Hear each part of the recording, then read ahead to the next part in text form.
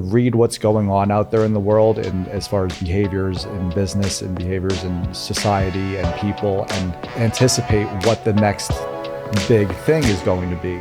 I've seen businesses doing hundreds of millions of dollars a year still as LLCs. I think a lot of mistakes too are made because people take investing with a day trader mindset rather than like a value investing mindset, right? I think a lot of people who end up in credit card debt are people who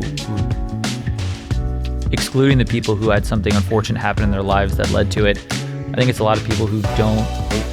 So if Tesla's gonna boom, right, everyone's gonna obviously look at Tesla, right, invest there. But then what's behind it that's also gonna start booming that people aren't looking at? Some businesses you really can't start without an LLC. Like I've made a handful of good investments, a handful of bad investments over the course of my life. And I think when you're young and you're first getting in, it's you're gonna have wins and losses and you just gotta learn from them.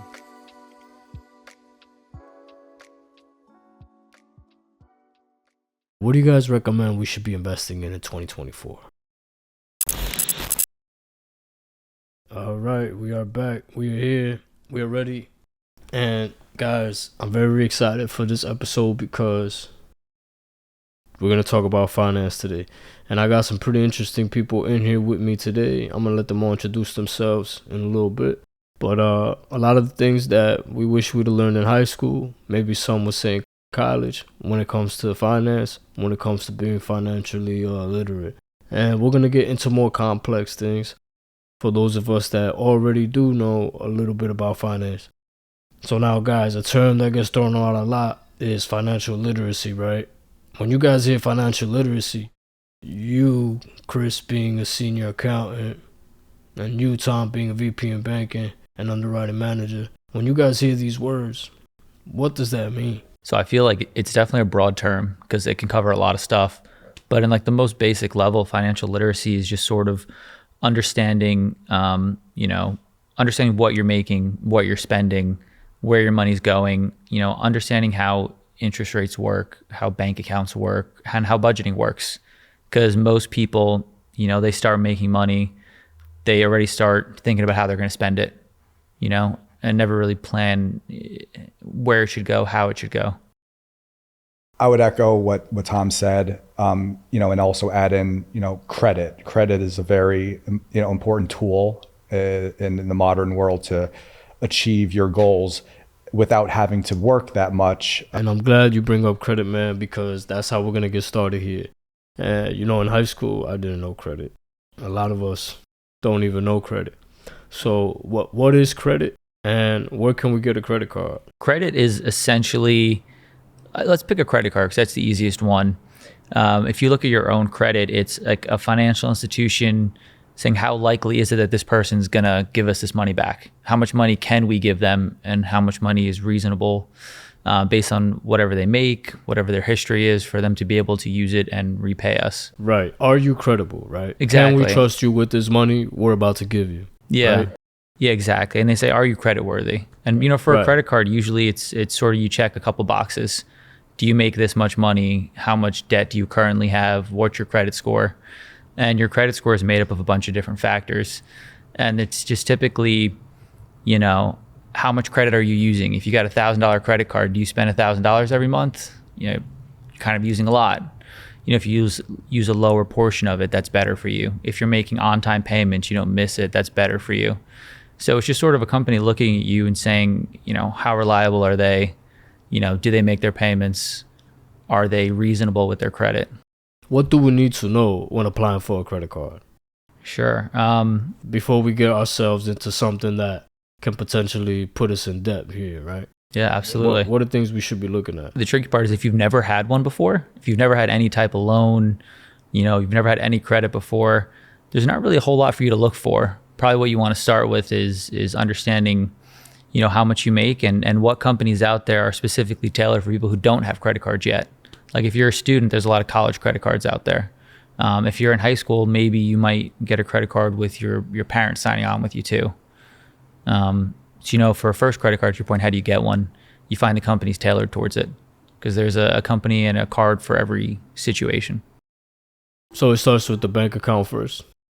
Yeah. You don't necessarily need to have a bank account to apply because it's just based on you and your social security number. you should have a bank account because it's the only way you're going to be able to pay the credit card. So you should start that way. Right. Once we have a credit card, Chris, right? What should we be using the credit card for? What should we not be buying with that credit card? What should we be using it for? And how much of that credit that we get from the bank should we be using? What percentage of that credit should we be using? Just off the bat, answer that last question. You should never go above, I would say, 10%. The equation works is that if the end of the month, if your open balance is more than 10% of what the total amount of credit is available to you, let's say you have a $10,000 limit on your card. If you have more than $1,000, you're going to have your credit score kind of dinged a little bit at the end of the month, because they're seeing that you're spending more than you really are going to be able to pay off. What you should be using your credit cards for is a great question, because there's a lot of credit card companies that will offer you benefits for making big purchases. So you have to really look at the fine print of what each credit card is offering, because certain ones have benefits. As far as what you should and shouldn't put on a card, I would say it leads to your financial discipline as a person. If you look at a credit card as having kind of like a window to purchase things you wouldn't ordinarily otherwise purchase because you don't have the money, then it's probably not a good idea for you to get that credit card, because you're going to just go willy-nilly and end up with like your whole credit Don't buy designer with the credit card. And then you'll max out your card, you'll have worse credit, and you will be in a hole, because the interest rates on credit card nowadays are at least 20%. So if you have $100 open balance, you're getting $20 in fees every month just to have that balance. And you could end up in a hole that you will not be able to easily pull yourself out of if you're not disciplined. Right. And we're going to get into what happens when we find ourselves in a crazy amount of debt, because a lot of people in America are in debt right now, unfortunately. We're going to get into that a little bit later in the podcast. But Tom, what do you have to add as far as like credit card goes? I think Chris had a lot of it, hit the nail on the head with a lot of that stuff, because, a credit card is not a tool to buy something you can't afford, which is where people make a lot of mistakes. A credit card's a great tool when you're young to get a credit card and to start build a credit history, because you want to build a strong credit score over time, because it's going to help you later on in life when you want to purchase a house or you want to get a car or other things that are going to require, a strong score. And, one of the big factors in a credit score is length of history. So getting a credit card open, not overly using it, making your payments on time, it's going to help you become a responsible borrower in the future. So that's a good tool. And then to Chris's point, there's a lot of great credit cards out there that have amazing benefits. So, you get one credit card when you're young to sort of build that credit history, hopefully use it responsible and understand how credit works a little bit. And then as you gain the experience, you can start looking at other cards and other programs that have different benefits. If you like to travel and you get a travel card, right, you might see amazing savings on travel. Everybody always talks about miles, right? Miles, I got miles, I'm flying on the miles. Exactly. I didn't have to buy a plane ticket. Can we get into that? Because believe it or not, guys, a lot of people have no idea what any of this is. Believe it or not. Yeah, 100%. What are miles on a credit card? Absolutely. So like if you get a specific airline branded card, and granted there's a lot of cards that offer miles, but usually your best bet's finding an airline that has a local hub next to you that goes to a lot of the places you like to go to. They have a branded card and they offer you a certain amount of miles for every dollar you spend. Over time, as you use that credit card, you build up your miles, and then the miles literally equate to how many miles a plane's flying somewhere. Per se, know off the top of my head exactly how many miles I get on the mileage card I have. But you can pretty quickly build up free trips throughout a year. All right. Chris, anywhere we can add on to that? Yeah, I would say, I don't want to make it all about credit card miles here. Yeah, but it's a way to have your spending work for you more. A bonus to just having a credit card isn't just having a credit card and not having to pay it right away. It's like, what are you getting? Because all these different companies are competing for your dollars. So whether it's miles, whether it's cash back, whether it's just points that can be exchanged for anything. You want to know what you're getting into. It's an ecosystem. What are other benefits that credit cards offers besides miles? Yeah, I know one just off the top of my head because I traveled recently. My credit card has like car rental insurance. So, you're renting your car and they want to throw on an extra, whatever, 50, 60 bucks, $100 on your rental. When you're on the vacation. Yeah, when you're on the vacation. Around. A lot of credit cards just cover that for you. Some have free travel insurance if you pay for your vacation with your card. So if you can't make it, you can get a refund. Those are just some that come to mind now. Okay. I just wanted to ask one question. So for someone like me that's younger, that doesn't have a longer credit history, what are some things I can do to make sure that when I'm 24, 25, that I have a solid credit score and can use my credit in a good way? Because when I apply to a lot of credit cards, like I kind of get, you know what I'm saying? Because I'm so young, my reliability is like here, right? Yeah. So what are some like stepping stones I can do to kind of build myself up so I can have a good credit? Yeah. I mean, one of the best things you could do is they have, the student credit cards out there. The ones that, unless you have a, delinquent account already, which you shouldn't at a young age, you're going to get approved and you start using it responsibly and you build up credit history. So when you say delinquent account, what do you like kind of mean by that? Sure. So if you have a credit card and you just don't pay it, you get marked as like a... Yeah. So say a bank is the financer behind a credit card and you've got $200 outstanding, they're going to sell it to a collections agency and they're going to report it to all 3 credit bureaus and say your account's delinquent in collections. And that's going to be a massive hit on your credit. So the worst thing you could do when you're young is be like, oh, it's $5. I'm not going to pay that thing. And then it goes into delinquent. Yeah, exactly. Your credit score could be down 300 points just from that one thing because you have such few things affecting it. Another thing that's cool now that they didn't have when I was your age, if you're out and if you're out living on your own, you have household bills. You can work with like Experian Credit, one of the 3 bureaus, and they'll add some of your household bills to your credit report and say, hey, this person pays their utility bills on time, every month. And that, shows you're a responsible person who makes your payments. So there are a couple things like that you can do. And if you start at 18, 19, by the time you're 24, you'll have a pretty decent credit history, honestly. So yeah, I'd say those are some good things to do. Gotcha. I actually, funny enough, the delinquent thing, when I was 19 or 20, in college, I got something in the mail from Discover saying, hey, apply for our student credit card. Everybody gets one. Yeah. And I'm like, all right, I've never had a credit card before. Let me get one and build some credit. And I applied and I got denied. And really? I was like, you get denied? I was like, if you're in college, you get it. Yeah. And it turns out I had a delinquent account. Yeah, I broke my ankle my freshman year. Went to a hospital. Yeah, and I didn't have my insurance card with me. So my family sent me a photo of it later. I sent the hospital the info, and it was just an account that just got left in there. Yeah. So like the hospital billed me, and then the doctor who put the cast on billed separately, and they never communicated. And because it wasn't a large amount of money, they just said screw it, sold it to a collections agency. Yeah. I had like $110 in collections from a procedure 2 years prior I had no idea about. So sometimes you don't even know what could be there.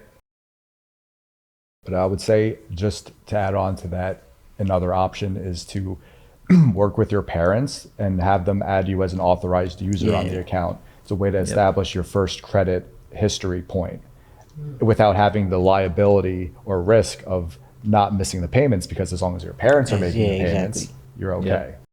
I know people who've done it like in middle school, like their parents put them as an authorized signer on there. Because you have a credit score technically as soon as you get a social security number and you're born.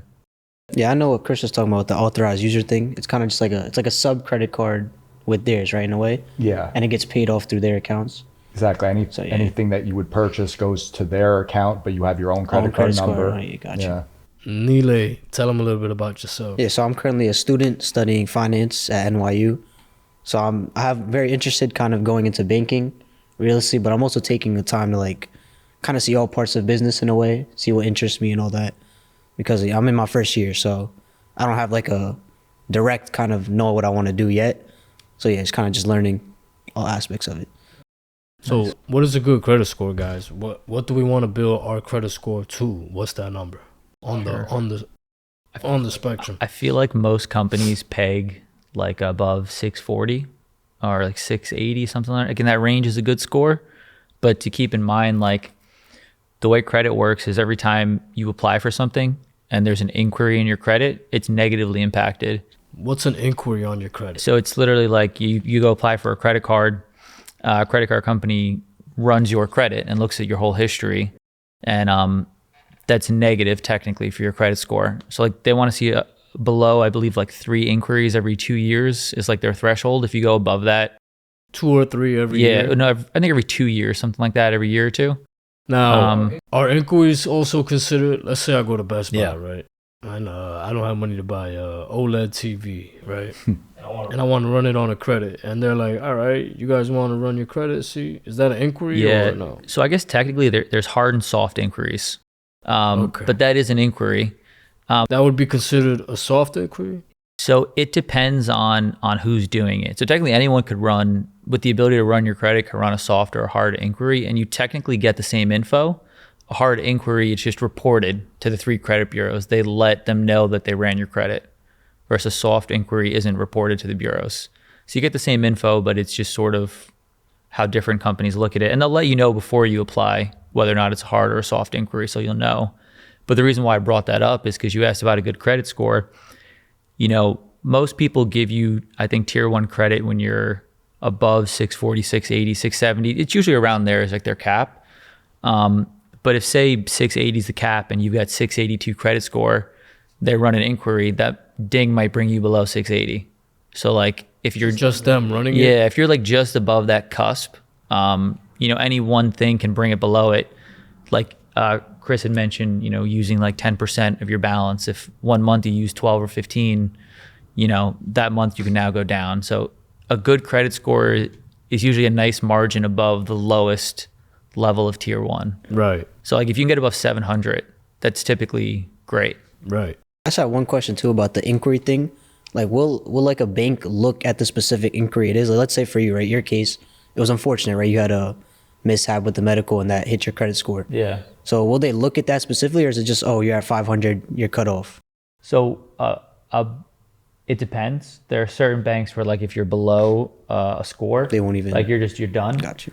There are other ones where like if you're still in the range, they'll go through your credit and figure out why it's maybe not as high as it could be. And then maybe they might have some questions for you. Got you. And it depends on like the product. Like if it's a credit card, you know, that's so much like check the box. Yeah, if you don't check enough spots, it's just not gonna over. offer you, yeah. You know, as you get into different types of products, more like face to face, there might be more questions involved. So guys, I think it's safe to say when you get your credit card, only use 10% of it and try to limit it to anything less than 3 inquiries a year, right? Is that safe? One caveat to that, actually, that the credit card companies, they do realize, like if you're shopping for a car and you're getting an inquiry at every dealership you go like to. Let's say I go to Nissan, Honda, trying to get the best deal, right? It's all counts as one. So I forget the exact period, but there's a certain number of weeks. That's nice of them. Yeah. Same thing with like if you're shopping for a house and you go talk to 4 different banks, if it's the same inquiry in the same period, they just make it like one. Wow. So you're just buying one thing. Nice. Anything you want to add to that, Chris? Yeah, I mean, after 2 years, everything's wiped. All those inquiries are gone. They'll only negatively impact your score for those 2 years. And then after that, it's like fresh slate. So it takes 2 years to get back on a fresh slate. Yes. Okay. When it comes to inquiries. Exactly. We understand that good credit is at 700 is what we want, right? We mentioned 680, all of this, right? 700 is what we want. Now, what's a bad credit score? 100. That's like and I know that's like such a broad term. When is it like you really have to lock in? Detrimental, yeah. Yeah. So I mean, I told my story earlier about how I couldn't get my card because that delinquency. I think technically when they showed me my credit score, it was like 415. And that was a horrible credit score. You can't get anything. No one's going to give you a credit card or a car loan for at something. 500, am I going to get anything? I think in the 5s you will. What can I get in the 5? A very high interest rate. That's about it. Yeah. That's the thing too. So they give you a higher interest rate based on your credit score. Yep. Because it's like your liability to actually pay the original loan back. They want more cash, right? That's kind of the mindset behind it. They take it like more of a risk with you. Yeah. So it's like, say you have 20 people at that lower credit score, and you know a certain percentage of that is going to be like a write-off that you sell to a collections agency. You need to make more money on the other people to make up for the amount you're going to write off. So let's say I have no mentor, I did no research. I got a credit card. I used it the wrong way. Now we have to go the credit repair route. What is credit repair? We always hear people trying to sell us credit repair services. Pay me, I can help you fix your credit. What really is credit repair in layman's? Like, what are the steps to repairing your credit? Let's say I fall into 500, credit score 600. I think the steps is just to take a look in the mirror. You have to look at your behaviors. What led you to reach that low credit score? Someone who comes and can resuscitate your credit, make it something, they're going to tell you all the right things. Like, yeah, we'll make it, 600, no problem. You just have to pay money. That's a easy fix, and it sounds good, but it's not really addressing the problem. Is it the root cause is your behaviors, your spending patterns that caused you to your bad habits, have that low credit score. Exactly, the bad habits. That's what needs to be corrected.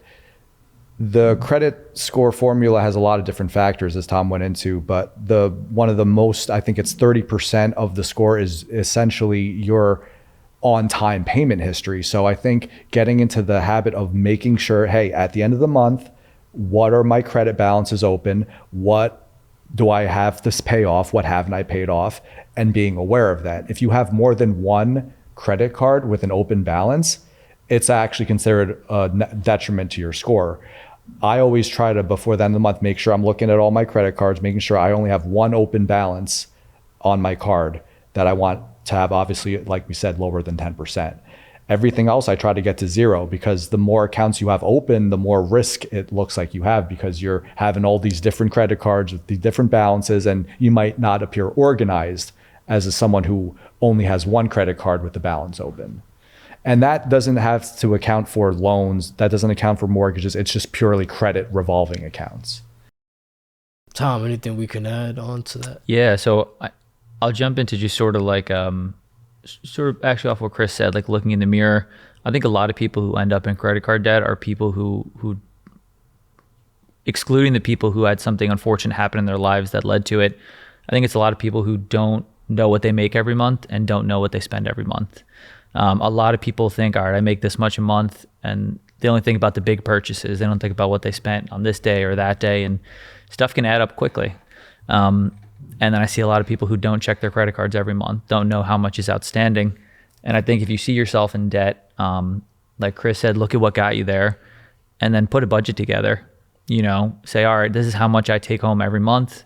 This is what I spent over the last 3 or 4 months. This is what led me to here. Clearly I'm spending more than I make, and that's why I have this balance. What can you change to start spending less than you make, to start saving, start paying that off, and set a goal? And then that's how you'll get there. And, a lot of those credit repair agencies, a lot of the things they help you with, you can figure out on your own if you just do a little bit of research, on what's impacting it. Which steps should we prioritize? Let's say we're in debt, and there's a few things that across the board have us in debt. Away from credit card debt and all of that, what should get tackled on first? Because me and Tom, we talk about this sometimes whenever I got him in the chair and all of that. And he always tells me, like, well, sometimes people are just focusing on the wrong thing when they're trying to get out of debt. And they should be focusing on what has the higher interest rate first. Yeah. That's what we should be focused on first when we're trying to get out of debt. Yep. Right, Tom? Can we get a little bit more into Sure. that? And I think Chris hit on like behavioral earlier. There's a lot of people who look at debt and they decide what to pay off based on a feeling. It might be like, all right, let me get the smallest dollar amount first, because that would be easy to knock out. Or they'll be like, I've had this one the longest, I'd like to get rid of that one. Or this one's the biggest, like if I can get rid of that one, it's going to be a huge help. And they pick things sort of arbitrarily.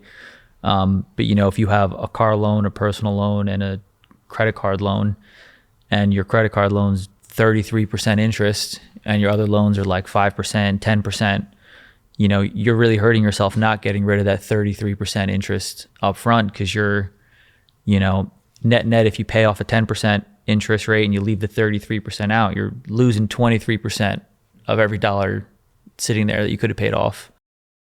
So, it's good to look at what you have and start tackling those higher interest rates. And it's almost like you're filling a cup up with water and it has a tiny little leak on it. Exactly. And you just keep putting water and it just keeps leaking. Because the 33% interest rate, that's the one you should be focused on. That's the monster. Exactly. That's you want the to one. pay that off first. Yeah, I mean, talking about this kind of makes me realize that, everybody's credit situation is different. There's going to be some people who have, one account that's overdue with a huge balance and a high interest rate. And then so there's other people who have multiple accounts with multiple interest rates. And we're about to get into interest rates right now because we've been throwing interest rates around a lot since the beginning of the podcast. We've been talking about interest rate. What is interest rate? Like if a bank gives you $1 million, right? They can't just get 1 million back. There's no money made in that, right? So that interest rate is kind of them getting cash back in a way as like security. So even if you default on that million, they're still going to make whatever, 8% on $1 million for however many years in a way. So that's kind of how I think about it in a way. What am I going to get in return for lending you this money, right? You're my friend, right? You come to me, let's say you need money to go to a mechanic, right? I'm not going to charge you interest, right? Because you're a good friend of mine, right? But a stranger might. Yep. So you might need $3,000 to fix your car. And you go to a stranger, right? And he might say, well, okay, give me back. I'm going to give you this $3,000, but I need you to give me back $4,000. That's a pretty high interest rate. Oh yeah, because they talk Well, a lot sure. about Right? It's like, damn, you're gonna let me do $3,000 fix my car, and you want back $4,000. So you want to pocket $1,000? Yeah. So that's basically what these institutions and these banks are doing to us, right? That's what interest is, right? Exactly. And whatever that number is, we turn it into a percentage rate, right?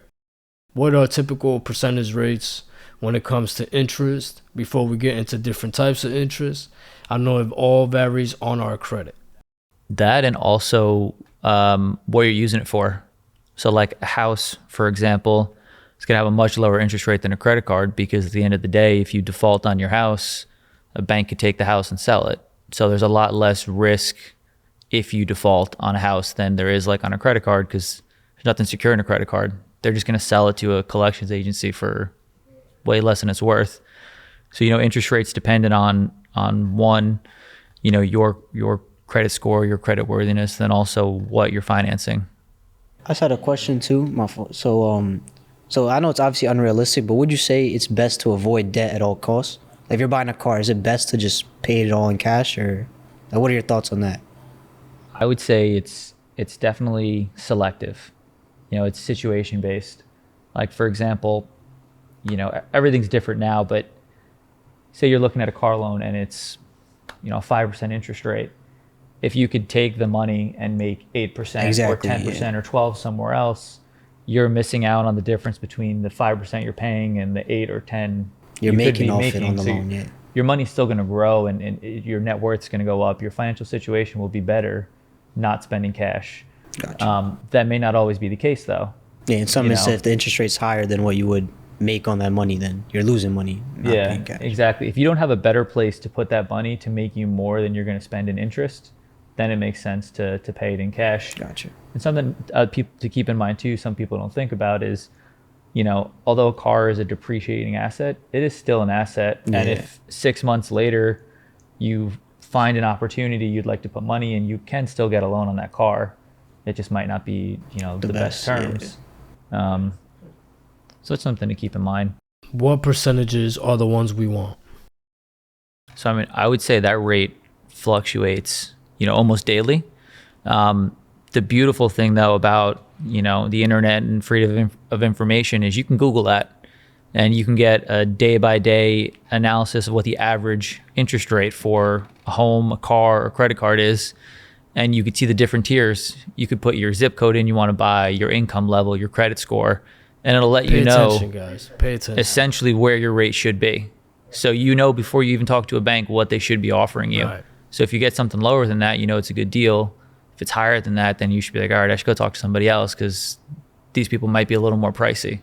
And you never want to get into a negotiation, guys, without doing your research. Yep. What are the different types of interest? I think it's more on the application of the interest. That's what really matters. Okay. If you're talking about a car, I would say anything more than 8%, you're starting to look at that's not a good interest rate. You're getting the shorter end of the stick there. Absolutely. And And that's what the car market. Yeah, exactly. And then, if you're talking about like interest rates that on a mortgage, that's, a completely different one too. 3, I think, is considered a good one. And then depending on your credit, it could go up from there. But, each one has their own designated, like, hey, this is a good credit. This is a good interest rate. This is not so good. And this is pretty poor. You probably don't want to shop here. You should go shop somewhere else, and that's why, to your point, you want to do your research on each, interest environment you're looking into. So whether it's cars, mortgage, interest you're getting back on your bank account or your investments, you want to know what's good, what's not so good. So we have interest rates in investment. We have interest rates in mortgages. We have interest rates in cars. Right? Yep. And credit cards and all of that. Okay, now that that's out the way. We keep talking about interest in such a negative way, guys, right? Like, we're scaring them, right? Let's talk about the rule of 72 in finance. The magic of compounding interest in a positive way, right? Interest can also benefit us, no? Yeah, absolutely. Can we get into that? If you guys heard of that term, the rule of 72 in finance? What is it? I've heard of it loosely. I think it's like a method where you look at, based on a certain interest rate you would earn on your money, how many years it would take for you to double the amount of money you put in. So the higher the interest rate, compounding over time, the shorter the time horizon it would take for you to double your money. I think from 72 years at 1% to how quickly that drops. Like, I think as you get up to 8 or 10%, you're down to like, was it 14 years or something like that? I think 7-10. So if it's 7%, you'll double your money in 10 years. If it's 10%, you'll double your money in 7 years. That's what I've learned. So Yeah. I believe it's like you take 72 divided by the rate, and then that's the years. Like, I believe that's how it works. Yeah. to double it. Yeah. Exactly. To double whatever the investment, or the other way, if it's, a negative, how, would you lose your money in that same window? So we're talking about it in a positive way. So let's keep it that way. Yeah. So yeah, how much, if you invest in Bitcoin, how many years would it take for it to double your money? I also think one thing, my fault. I think a lot of people don't realize that with interest rates, you're not only like, you can invest on the other side of it, like the flip side, right? So obviously, like with bonds and stuff, right? You're almost investing with the bank. So if the interest rate's 8%, you're making 8% on your money invested in that, which I think a lot of people don't realize. Right. You can also make money with interest, guys. Exactly. To Nilay's point. And we're going to get into bonds. We're going to get into bonds on this podcast. Because I had no idea what a bond was. I'm not going to lie. Anything else that we can talk about without getting into bonds and all those things where interest can be positive for us? I mean, one of the easiest things these days, there's so many online savings accounts open to people that, today a lot of them are sitting at like 5%. So you can be making 5% on your money that's already in a savings account, that might be at your large local bank, making you like 0.5%. I think also that relates to this thing that you learn in finance is like money right now is worth more than money in the future in a way, right? Whether it's because of inflation, interest rates. So having your money in accounts that are making you money, obviously it's a lot better than just having cash on hand, right? Right, investments. Exactly. Before we get into investments, guys, let's talk about LLC. We always hear LLC get thrown around. What is an LLC? Limited liability company, right? Yeah, so I was doing something like Amazon wholesaling for a while. And the thing is, when you have an LLC, the way it works is, one, you become more established, right? So if you want to work with a wholesaler, some of them won't work with you unless you have that EIN number and things like that. Mm-hmm. So once you have an LLC, you kind of establish yourself. Even if you're one person, right? I'm not a company, right? I'm one person. But having that LLC and that EIN number establishes you as a company, right? Because they don't want to work with an 18-year-old kid, what I'm saying, living wherever, right? They want to work with a company. So you have the LLC. And then there's obviously a lot of tax breaks I don't really know about, to be We're going to honest, get into the write-offs. At the most basic level, though, it just establishes you. How do I properly open up LLC, though? I know now you have websites and stuff like that, but I don't want to drop any names but do you guys recommend going on these websites and open up LLCs or doing it the traditional way? What do we recommend here? So I've opened up a couple for myself, friends, and family. It's a really easy process. At least in the state of New Jersey, where we're at right now. I can't speak to other states. But you go on to, nj.gov, you go to the right section, and they've got step-by-steps. They show you exactly how to do it. You can open up an LLC, get your certificate of formation, register with the New Jersey Division of Taxation, and get a tax ID number for your business pretty much all within an hour. It's not difficult to do. and you really don't need to pay another company to do it for you. If you have the time, it's worth it for you to do it. If you don't have the time, then maybe pay someone to do it for you. It's all free to set it up if you know what you're doing. Yeah, you pay a registration fee. I forget exactly how much it costs off the top of my head, but it's maybe $50, $75, something like that. So it's seamless. It's very seamless. It's easy. Yeah. So are there any mistakes somebody could make when open up LLC or no? I mean, at this point where we're at, the funniest thing you could do is probably just like, not picking the right name. That's really it. That's everything. Yeah, right? which you can change later. You can give yourself called a DBA, doing business as. So you have an LLC name, but you operate as this name. Oh, okay. Which is something you can file later. But it's pretty easy, honestly. Yeah, people always tell me when picking an LLC, this is what I've heard from clients that are older. When you're picking an LLC name, try not to have it too niche oriented. Yep. Try to have it like a broad name. Yep, and not too long. So when you start doing advertising or you want a website name, and now you got to tell people to go to 5 words in your website address, it gets funny. Yeah. What are the benefits that we can receive from having an LLC, guys? From opening one up? I mean, there is a certain level of like delineation between so it's literally called limited liability corp. So you get a situation of potentially not being liable for some negative things that could happen to just the business entity. It separates you from that. Whereas you operate as like a sole proprietorship or just as yourself, you are the business. So there is some liability protection there.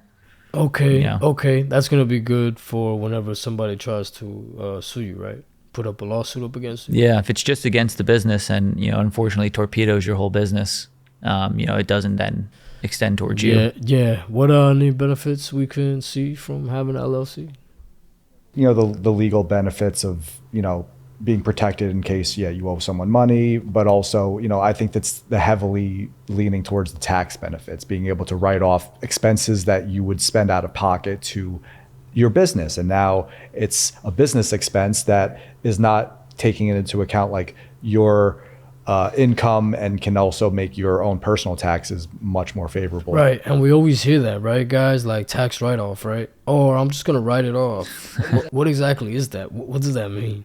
And how much of percentage could you possibly receive back at the end of the year for all those write-offs, right?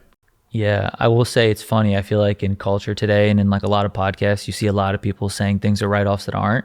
Or if they are writing it off, it might not exactly be legal. But you do get a lot of write-offs. For example, if you have a room in your house or even wherever you rent that you have a computer and you work out of it, you could write off home office deduction. And you could take, if you operate in 15% of the space you live, you get to write off 15% of all your housing costs, rent, utilities, all that stuff. Something you're already paying. You're paying your rent, and now you get to deduct 15%, 20, however much space you're operating out of. If you use your car for work, you could write off car expenses. A lot of different things. I don't want to get into too much of other stuff, but those are some of the big ones. So, right, let's say me and my friend, right, we're starting a clothing brand, right, and we're having a meeting at Applebee's. Can I write that off? Yeah, you can. We're sitting down eating, but we're talking about the clothing brand and how we're going to potentially make the designs and all of that. Is that a write-off? You can 100% write off meals and entertainment that are centered around like business discussions and meetings. I will say, I believe in the last couple of years, they changed it from being 100% to 50%. So I think you can only write off half of that cost now. Plus a lot of companies like that, if you work for them, like they'll give you like a stipend for lunch because they can just write that whole thing off in a way. So it's like, it works both ways, kind of. How many years, right? Let's say we have an LLC, right? How many years? Did you want to add something to that? No, I was just thinking, that would just be categorized as meals, business meals, yeah. Okay. What he was mentioning. Okay. Anything that we're not bringing up here when it comes to write-offs? We brought up the meals. We brought up the housing stuff. Your car, you could write it off, right? If you're using your car to get to the business, right? Yeah, I mean, I know they have to weigh over a certain amount, right? The car has to weigh over a certain amount. So that's to take something called a standard deduction, which allows you to write off the cost of the car 100% the year you buy it. So over a certain weight, like if your business made whatever, let's make it easy. Say you got 100 grand profit, you can go buy a $100,000 car that weighs over a certain amount and write the whole cost of the car off. So then you won't have to pay taxes on that $100,000. Yep. You don't pay So any that's taxes pretty much on that. write-offs is just lowering your perceived taxable income.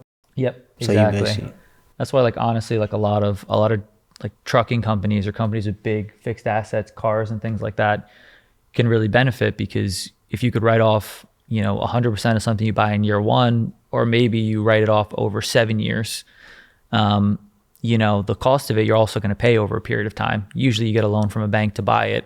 So you didn't spend 100 grand today to buy this. You might've spent, 10 grand and got 90 from a bank, but you wrote off $100,000 of income. Right. So you're not paying any taxes, and you actually still have that money in your business.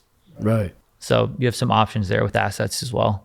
So I always hear this, right? People are always like, all right, is it a business or is it a hobby, right? If you're not making money, it's a hobby, right? How much time do we have before the IRS declares our business a hobby or not? If it's not making us money, right? Yeah. What is that like? Is it 2 years? I was reading something about 2 years before not showing profit in 2 years or something. But then I know like a lot of big companies are always never making money, right? So how does that work? I don't know the exact figures, but I will say that if you have a business plan and can explain that you're going to have money at a point in the future and this is how you're going to get there, you just have to prove that you can get there. And I think it's more about proving to the banks that are theoretically funding your business, like Tom mentioned. Those are the ones you're going to have to explain to why you're not making money, because you're theoretically not going to be able to pay off your business loan expenses. I'm not sure about Uncle Sam and how much they're going to be tolerating non-profitability, but I will say that to me, that is the bigger consequence. Your business loan could be canceled, or they could charge you a higher interest rate, and then that is going to impact your profitability even more. I think too, a lot of big companies aren't profitable because it's not like they're not making a lot of money. They're just spending a lot. Like Amazon was non-profitable for 20 years, right? They're making $400 billion. They're still not profitable because they're spending $1 trillion to. It's almost like they want to not be profitable. Exactly. It benefits them. Yeah, and it's funny, like just as an anecdote, like there's a musical named The Producers, and it was like this huge, famous, long-running Broadway show, went on for years. And its whole concept is that it's more profitable, or it's more incentivized for the people who are funding the show to not have it make money, because they can take advantage of the tax write-offs as opposed to having profit and having it taxed by Uncle Sam. Right. So it's just, Yeah, finessing. That's what it's called. Finessing. That's funny. Do we move on from this, or do we want to add some more to that, Tom? Yeah, I will just say I also don't know the exact amount of years, but if you open up a business and you're not making money, you are subject to more scrutiny. So the IRS will take a look at it and look for a reason why. They might send you a letter and ask a question, or they might do a full audit. You're raising red flags at that point. Yeah, but I know I launched an LLC a little while back, a couple of years ago, with some people, and we used it to put some money into an investment. That investment did not make any money, so we kept having losses. And then I got a letter from someone who helps with my taxes saying essentially like, hey, like if you have another year without money, like it's going to be a problem. They sent you a letter? Yeah, they were like, the IRS is probably going to ask some questions of why it's been like 4 years and you've had no revenue and all like losses. We were just writing off the costs associated with it. And that was at 4 years? Yeah, it was about 3-4 years, I want to say. So It wasn't the IRS coming after us, but it was someone with tax experience saying, hey, at this point, you something might happen in the future. I also have a question too. Can you only write off, like as an accountant, right? Can you only write off losses? Or let's say you invest in a company, right? Let's say you're a company and you invest $1 million into another company, right? Can you calculate that as like spending that $1 million, or is it only if you lose that $1 million can you write it off? When you lose it. When you lose it? Yeah, when something becomes a gain or a loss. So like if you own stocks and they go up $500 million and you just never sell them, you never actually pay any taxes on it increasing in value. So it's only when you sell the stock, then you pay that. Yeah, at that point, a gain or loss is realized. Gotcha. And you either pay taxes or you get a write-off for what you lost. Okay. So we always hear the term, right? People are always like, I'm going to open up LLC, right? And if it doesn't work out, I'll just file for bankruptcy. It's all good, right? Is it all good or what? What could somebody potentially face? Because I know it's a limited liability company, right? Yeah. But what could somebody potentially face if they just file for bankruptcy? And because we know celebrities do it. I'm not saying any name. But I've heard a few celebrities file for bankruptcy, and sometimes I'm sure it's to their benefit. Yeah. What is that? The science of that? Can we get into that? Sure. I will say one caveat to that before we start talking about bankruptcy. If you're a business that has loans with a bank, typically you as the owner of that business have to guarantee the loans. So at that point, they rope you back in to the business. So if the business declares bankruptcy, they're still going after you. Right. So you have to be in a position where your business, whatever obligations it has no ties to you, the owner. How do we go the right way? How do we go about doing that in the right way?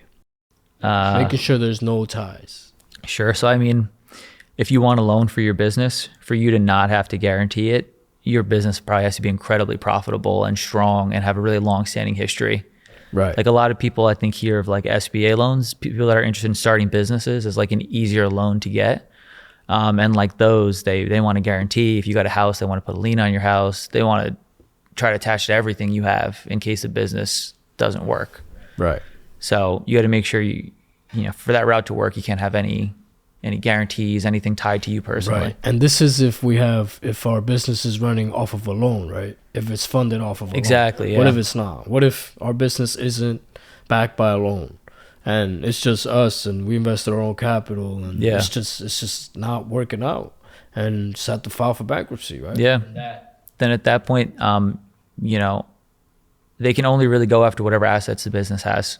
You know, they can put you into bankruptcy, try to seize your assets, the business assets, sell them and recoup some money. Right.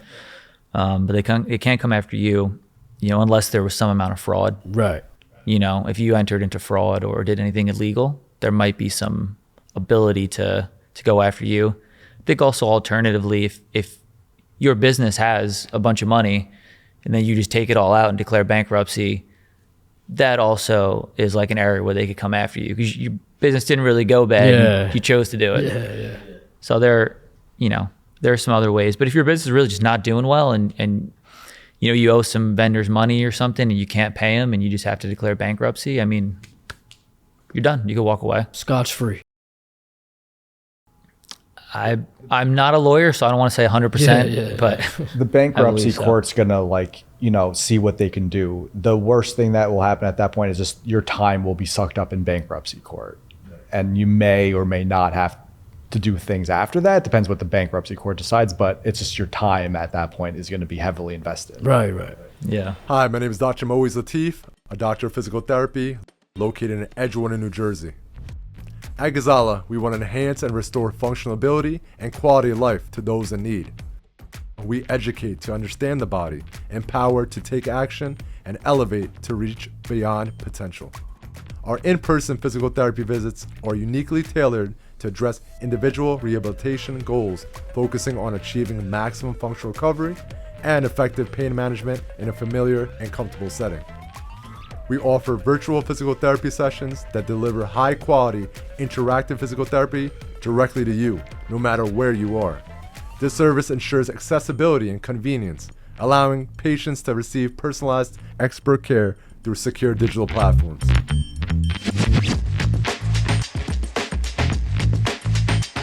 People think when they have to start a small business, it's always LLC. You're telling me LLC's not always the route. Yeah. That you have to take when you have a small business. And my fiance runs her own business and she's had a sole prop for 9 years. She doesn't have an LLC. Right. She doesn't need it.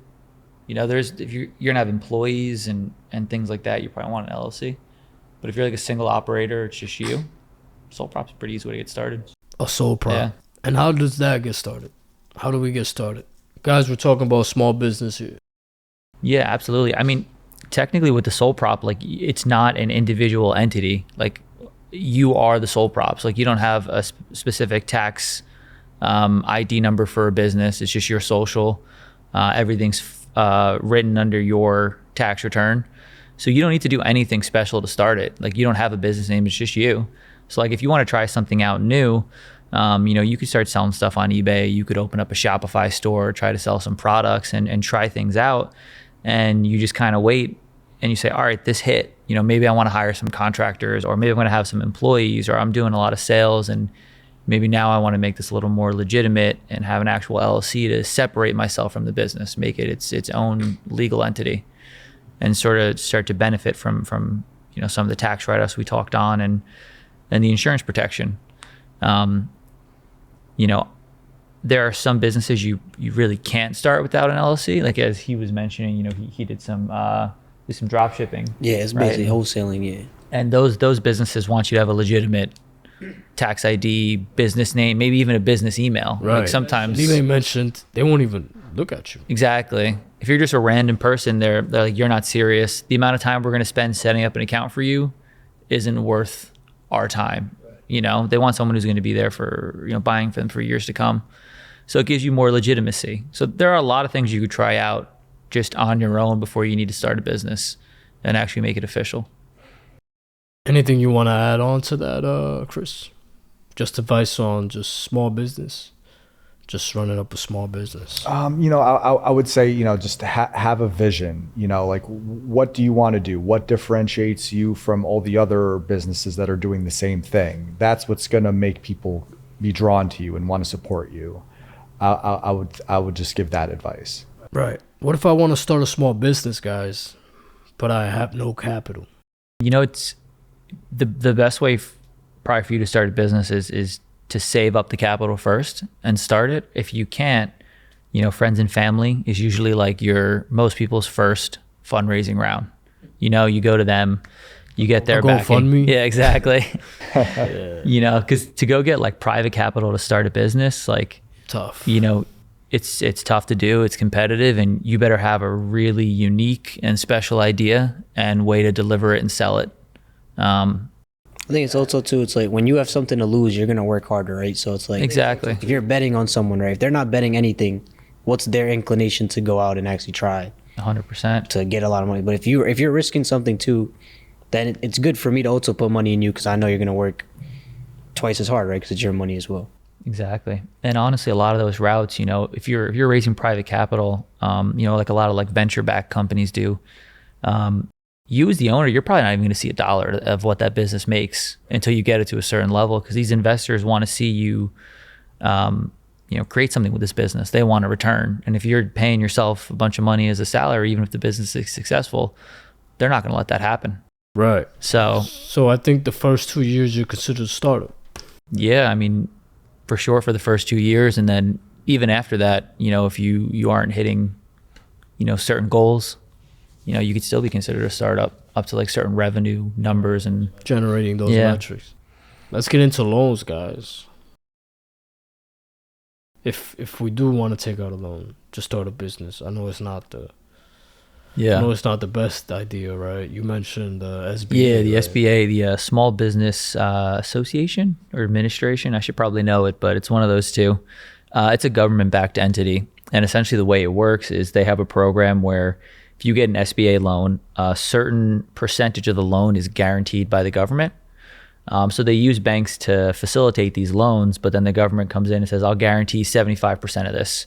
So if your business fails, the government will come in and pay that 75% back to the bank in case they lose it. So these loans are a little bit more friendly for startups or for if you're purchasing a business. The caveat is, though, that these are much more expensive loans. They have higher fees, higher interest rates as well. But they're typically your best route in getting a loan if you either want to purchase a business or you want to start one. Even to use it as a startup loan is difficult. Like if you have honestly no operating history, it probably still would be difficult to get an SBA loan. But if you're buying an existing business, it's a pretty good source of financing. That early in that process, are there any other things we can take advantage of other than an SBA loan, or was that pretty much it? When we're that early in getting into starting a small business? Business credit cards. Yeah. You can open up a business credit card, even if you're sole proprietorship. They can have very high credit limits, and they can be your way to not have to be depending on a bank. You're putting it in your name on a credit card, or the business's name on a credit card. So that's another option. So that's just you putting your business name on a credit card, or how does that? Yeah. Does that have anything to do with my personal A card? lot of times, if you don't have an established business, they might want to tie it to your personal credit as well. Yeah, because you don't have the business operations to prove that you can pay this off. Yeah. So what would be the building blocks for obtaining financing? In small business? Yeah. Yeah. What do you guys recommend? If you guys right now Yeah. wanted to start a small business and very little amount of capital and just aren't good at saving, well, then you shouldn't start a business. Yeah. I'd probably fix that saving problem. Yeah. But if square one, Sure. right? Drawing board. I mean, I think you got to put a business plan together, and you got to figure out, what do you realistically need to start this business? How much money? How can you do it for as cheap as possible if you don't have a lot of capital? And also, how are you going to keep running it and working at it for the next, several months until it becomes profitable? So I think business plan is your first step. Figuring out exactly how much you need to start it is your second step, and then, if you really don't want to save it, then probably your best route's like a personal loan or credit card, as Chris went into. But really your best bet is probably just figure out a way to save it up and prepare yourself, because very few businesses are profitable immediately. So you're probably going to need even more money to put into your business as you're starting it up. When should a business transition to a S Corp? What is a S Corp? Sure. So I will say I feel like there's a lot of information out there about different business types, whether it be sole prop, LLC, S Corp, and C Corp. You as a small business owner, entrepreneur, founder, you probably don't really need to worry about an S Corp at this point. S Corps are typically much larger multi-state operators with sophisticated operations. And I don't know off the top of my head the benefits of going LLC to S Corp, but they're few enough that it applies to a very small percentage of very large successful businesses. So by the time you might think it's time for you to make a jump from an LLC to an S Corp, you probably already have some in-house accounting person working for you, or an outside accounting firm that will come to you with that information. That's something I wouldn't say people need to worry about on day one or step one. More focus on going from a sole prop to an LLC and getting started. Right. So there are guys that are bigger, right? That have bigger business that never transition to an S Corp, right? I've seen businesses doing hundreds of millions of dollars a year still as LLCs. Still as LLC. Yeah.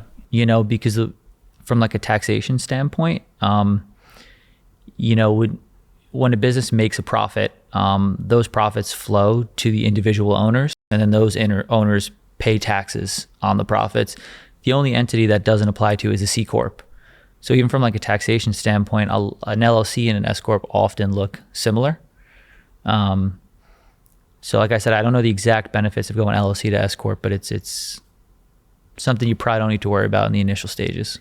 So we have our business established, right? It's going good for us, right? Any advice you guys have on scaling?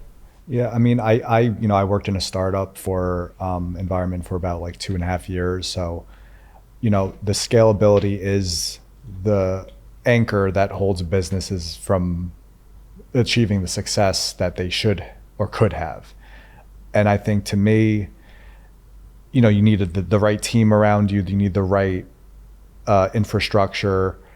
But ultimately, to me, it goes down to, and maybe because I'm an accountant, I think this way, but you need to have the right bookkeeping. You need to have the right people making sure the numbers don't become messes. Because once the numbers become messes, then you can't focus on growing your business. You have to focus on cleaning up the messes. And that's kind of it can be a quicksand trap where, yeah, you can be making a lot of money, but because of your internal deficiencies in bookkeeping, it will prevent you from really scaling to that and having the success that you really should have, because you can't report all the profit if you can't explain it to the IRS.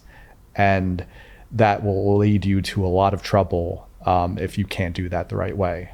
Right. What should a small business never do? What are things small businesses should not do? Let's say your small business is doing good, you're scaling, you've gained momentum. What are things when you're in that phase of your small business that you don't want to do? I don't want to say that this is like 100% you don't want to do, but I think one of the biggest problems I see with small business owners that are scaling, especially once they start to see success and they're doing well, is they're like, all right, wow, we did this one thing that did great.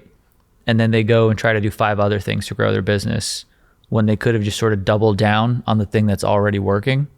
And then they stretch themselves too thin, and then they start to take away from that thing that was successful.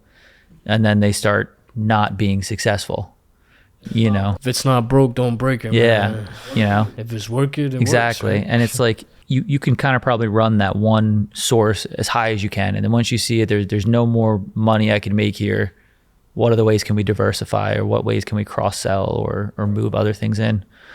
You know, the worst thing is people chasing the shiny object or the next thing in business. It's hard for people to stay grounded and just do the consistent work every day that can sometimes get boring. Yes, that gratification. Exactly. That once you put your head down, put the hours in and scale your business and lock in and not be quick to buy the Benz or lease the Benz, or you know what I mean, or whatever it is you feel like you owe yourself because of the hard work you've put in. Believe me, there's still more hard work you have to put in. Even when you think you deserve it or you've earned something, there's still more you have to do before you can buy that thing for yourself. Chris, you mentioned bookkeeping, right?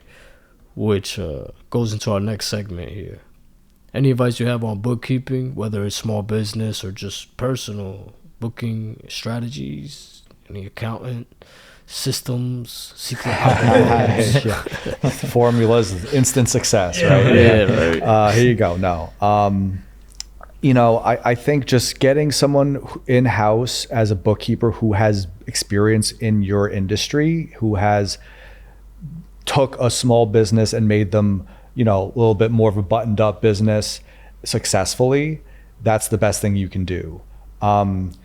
You know, I think a trap that a lot of startups it comes up with their growth is like, you know, they're just kind of like winging the accounting and just like figuring it out as they go. And that's gonna hold you back. Like, you can get away with it when you're early and you know, you're flying under the radar of Uncle Sam. You're not really making too much noise. But once you start to make more money, if you don't have robust accounting policies and procedures set up, it's going to bite you in the butt, and it's going to be an anchor to your business. You're not going to be as successful, and you're not going to scale to the amount that you could. I would say, you know, and it almost goes back to what Tom was saying before about not going too out of your wheelhouse. I think be the best business you can be doing what made you successful initially. Make it, I think to me, almost scaling could be another way of saying automating. Like, get systems. I know I can recommend NetSuite. Oracle NetSuite is one of the best accounting systems you can have.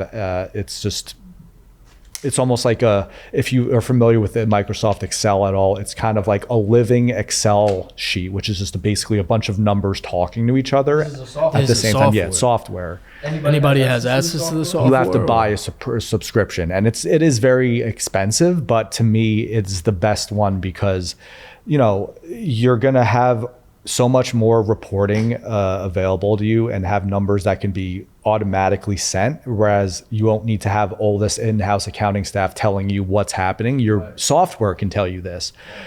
Another one is QuickBooks. I know QuickBooks is a very common one. It's lower cost. That might be making sense for a lot of smaller businesses, to be honest. But ultimately, I think you want to make sure you're growing sustainably. Don't do too much, because you won't be able to scale all these different business lines at the same time and have them be strong. You want to make sure you're scaling that one part of the business, have it be managed, hire someone to manage that part so that way you don't have to manage it yourself, And then you can grow another division of the business if you feel like that's the right move and you want to expand more.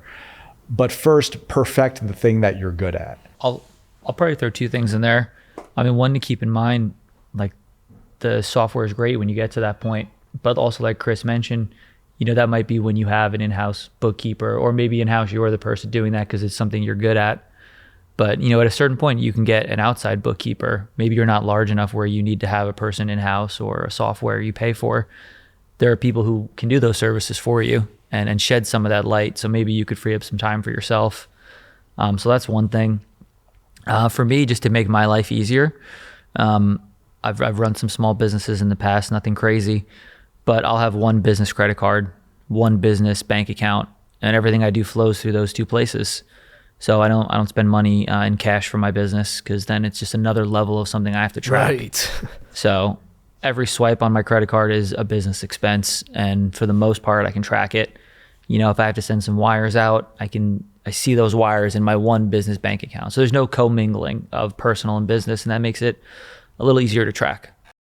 Right, absolutely. So now we have our good credit, right, established. We worked hard for it, whatever the case is. Let's say we're working a 9 to 5. Let's say we have a small self-proprietor, or we have LLC, right? How do we go and make our money make money for us now? What is investing, and how do we get into investing? What are different things we can invest our money in so it could potentially make more money for us? Everybody always talks about passive income, making money while we're sleeping, Absolutely. mailbox money, all those things. I guess I'll start with passive income, because I think that's the most popular one out there and sort of everyone's buzzword. Right. I think passive income is tough because nothing's truly passive. Like, there's always work, whether you're researching it before putting your money in, or you're researching alternatives, or you're managing it throughout the process. You're always going to be doing something. I say, like, the most passive investment there is like just putting your money into an index fund. You still have to pick the index fund, see how it's performing, see if maybe there's a better one out there you might want to switch to later, or a savings account or a CD, right. Something where you just put your money into it and it either grows or you get an interest rate. But all those are slow games. It's going to compound over time. That's the long game, right? Yeah, exactly. Why is it important for us to invest, right? Because of inflation, right? Obviously. What's inflation? Sure. So, not an economist, so not a perfect definition, but inflation is essentially the devaluing of your money.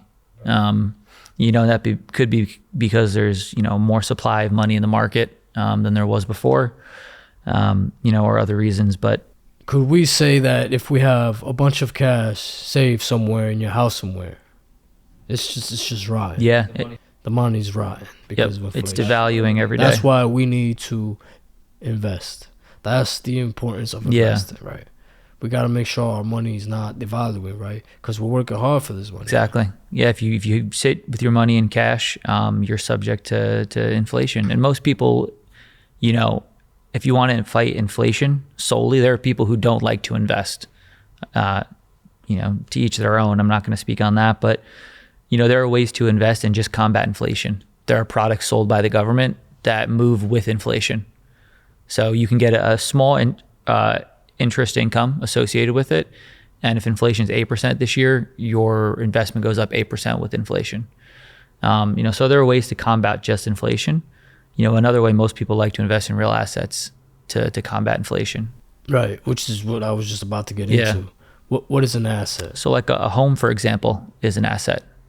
Typically when inflation rises, so do the prices of real assets like housing. Let's just get into what assets are, right? There's a couple. There's tangible, intangible. Yeah, absolutely. I mean, intangible assets are like what makes your business unique. Like, hey, I'm the best software developer because I have this algorithm that, makes me different than any other business doing, or, tech guy doing this sort of thing.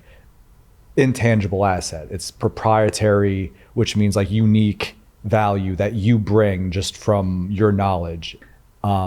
Whereas tangible assets are, a truck. If you're a trucking company, in a personal aspect, like your cars, your homes, those are tangible assets. Are automobiles holding their value, or are they liabilities? They're not liabilities because they, the difference is like you owe money in some way, or it's not in your hands. That's what a liability is. It's like, so for example, if you have a car, but it's backed by a loan, it's a liability. You don't own the car, the bank owns the car. Whereas if you paid off your car and it's yours, you have the title, then you have an asset. It's holding it's a representation of your value in other ways than just money. A lot of people say that like a car's a liability. And that's just because it's a depreciating asset. It's like your car's, unless you buy a classic car, that might go up in value. Like they're always going to decrease in value. Right. So it's not like you're buying it to make money on it. You're buying it because it's a utility. You need a car to get around. Right.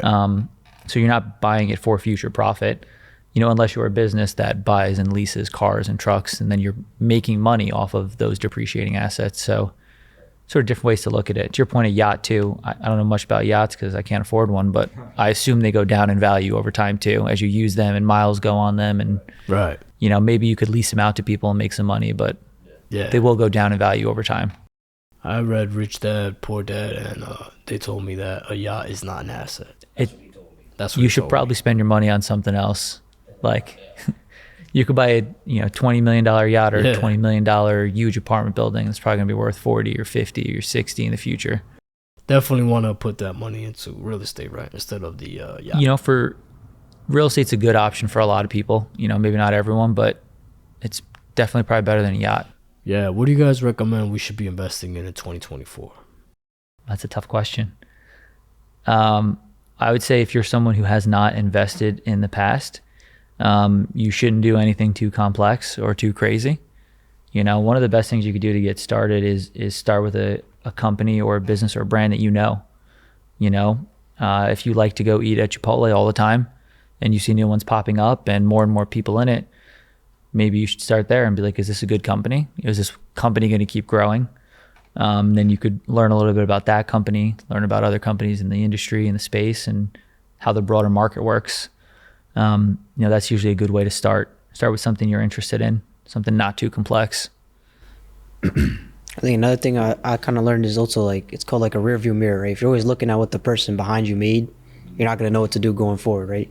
So someone might make $5 million doing crypto or something, right? But if you just chase that without knowing what it is exactly you're chasing, you're never going to make any money, right?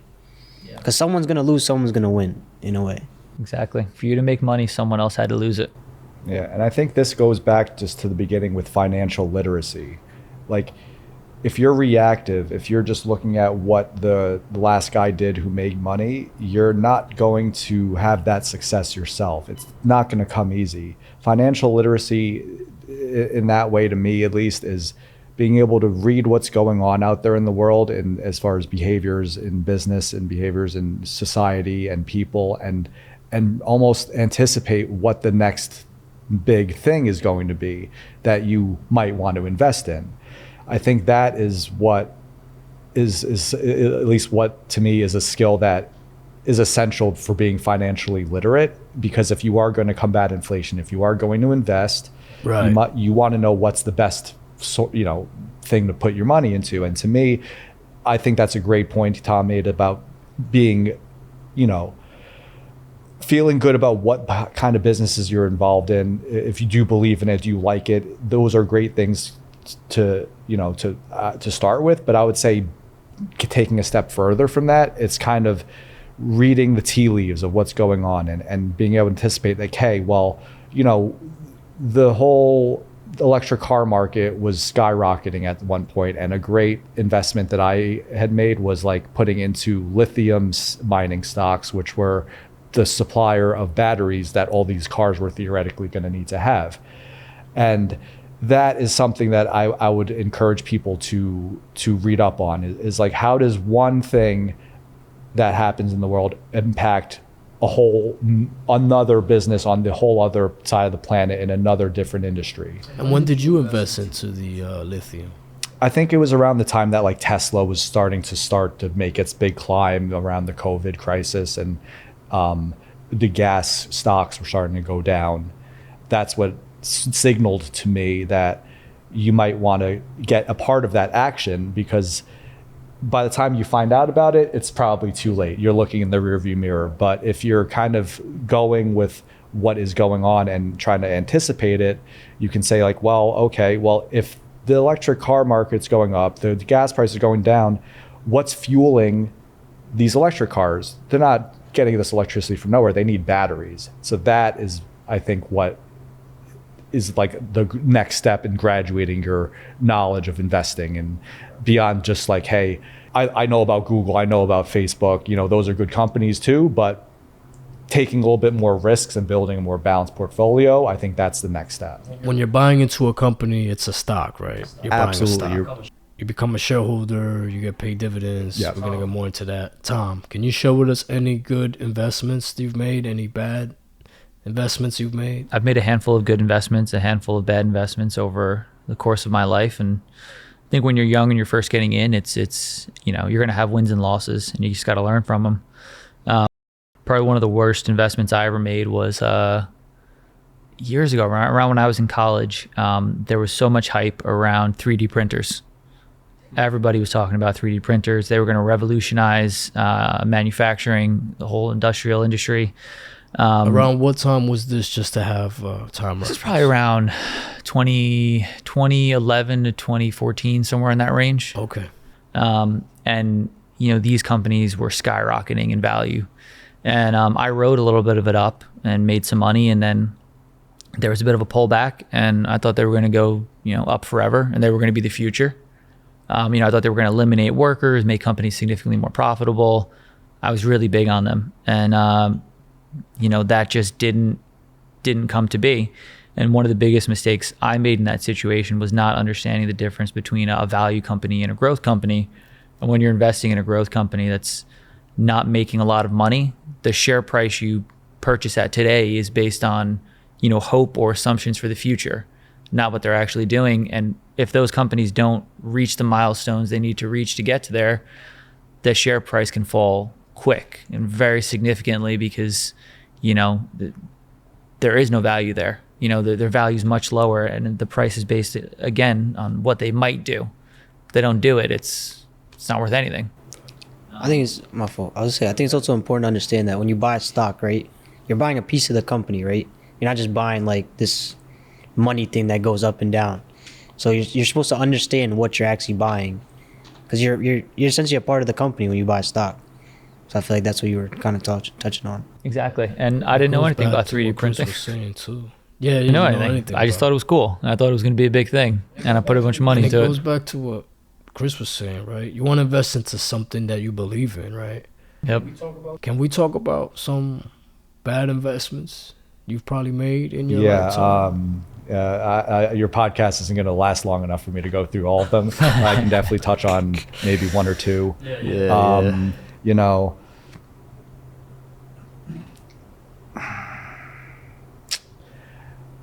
I had just got out of Twitter after they had peaked a little bit after, I think this was like early in the COVID cycle. A lot went down, and I believe Twitter was around like $25, and they went up to like $50. So I think I almost doubled the money, and me being the genius that I am, or thought I was at the time, I took it out and put it into something that was popping, growing very, very fast. And that something was a marijuana stock. It was literally lit. Yes. And, I just was an inexperienced investor. It had its peak, and I thought it was going to keep going up. And it never, ever reached that number that I invested in again. And it's dropped significantly. And that was a very big, hard early lesson in making sure, to his point, you know what the company's about, and believe in what they are doing, not just chasing profits. And I think that was a very early lesson I had in my investing. I think a lot of mistakes too are made because people take investing with a day trader mindset rather than like a value investing mindset, right? So if you're just following like, oh, this stock is growing crazy, right? I'm gonna go in and then sell here, right? You're not gonna make a lot of money, right? Whereas if you tackle it with a kind of a value investing mindset, you'll be like, all right, why is this company gonna become double, triple, quadruple in value.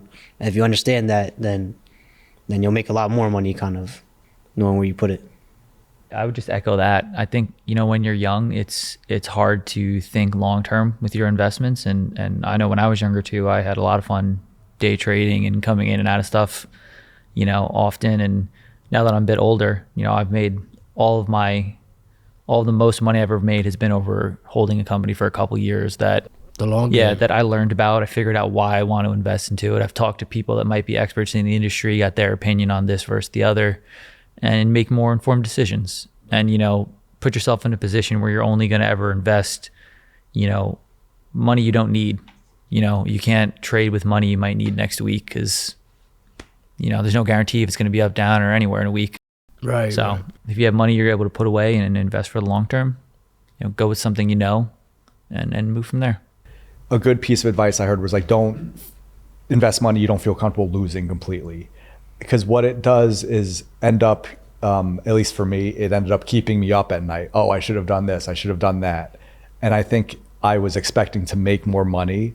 And if I would have accepted that, hey, I'm going to lose all this, I might not have put that money into the marijuana stock because I was so convinced that it was just going to keep going up. So I think having a healthy, mature mindset, like slow moving mindset is the way to go with investing. There's no silver bullet. You hear success stories and people want to copy them, but they're very unrealistic. And the way to sustain growth and long-term success is over the long haul. I also think one thing, kind of touching on his lithium investment, right? That's like that. It's kind of called like secondhand investing, right? So if Tesla's going to boom, right, everyone's going to obviously look at Tesla, right, invest there. But then what's behind it that's also going to start booming that people aren't looking at? So for him, it was like the lithium batteries and things like that. So that kind of investing you can make, because it's like not that many people know about it in a way. It's like a secret sauce in a way. Like Right. It's calculated too. Exactly.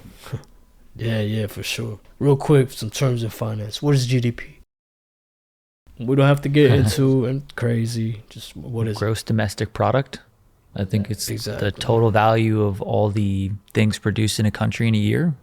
I think it's accurate. Yeah, it's just like a metric used to kind of see how a company's doing overall. So if you want to value a company in a certain country, you'd use like their GDP to see how much they'd grow in XYZ number of years. What is the Federal Reserve? Contrary to what most people believe, not a government organization, but an entity that sort of controls the money supply. In the world? In the U.S. They control the US. Fiscal and monetary policy throughout the U.S. They try to maintain the economy, essentially. Control inflation, minimize unemployment, things like that. Index funds? Great investment tools, in my opinion. Mutual funds are a little bit similar, but they come with a cost of fees associated with them that index funds are generally very minimal. You can have 1% or under, even 0% index fund fees, which make any gain yours. You won't have chopped off at the end of the year some of them are up as high as like 7% of like fees just to invest, because if you lose money, then you're also losing that fee too.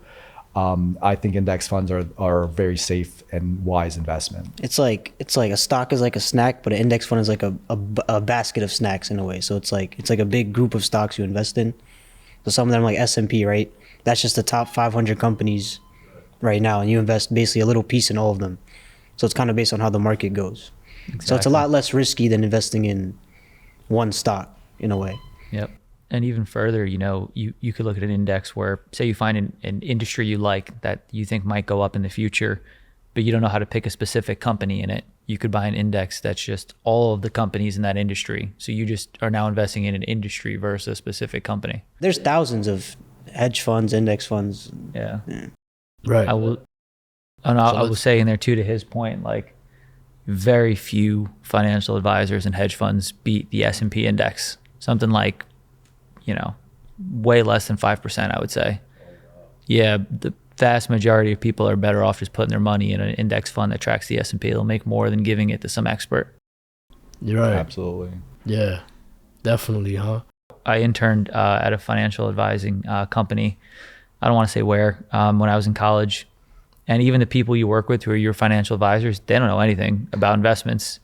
Like they have you fill out a piece of paper when you start and you get scored on 1 to 10 based on where you are in your life, how risk adverse you are, what kind of things you're interested in. Then your sheet goes to like a central area where there's a bunch of analysts who go like, all right, based on this number, here's what you should suggest to them. Like they very often don't know anything about investments or really, well, not don't know anything, but aren't as educated or informed as they present themselves to be. Man, y'all getting lucky today. They're usually just salespeople. Y'all getting lucky today. Stocks, right? Let's talk about stocks and bonds. Sure. You said a stock is when you buy into a company, right? Yeah. And now you become a shareholder after you buy a stock, right? As a shareholder, what benefits we could see for buying stocks from our favorite companies? I mean, your biggest probably benefit as a shareholder is that you can technically vote on certain directions and decisions that the company might make. You can vote on who's a board of director of the company. So you have some say.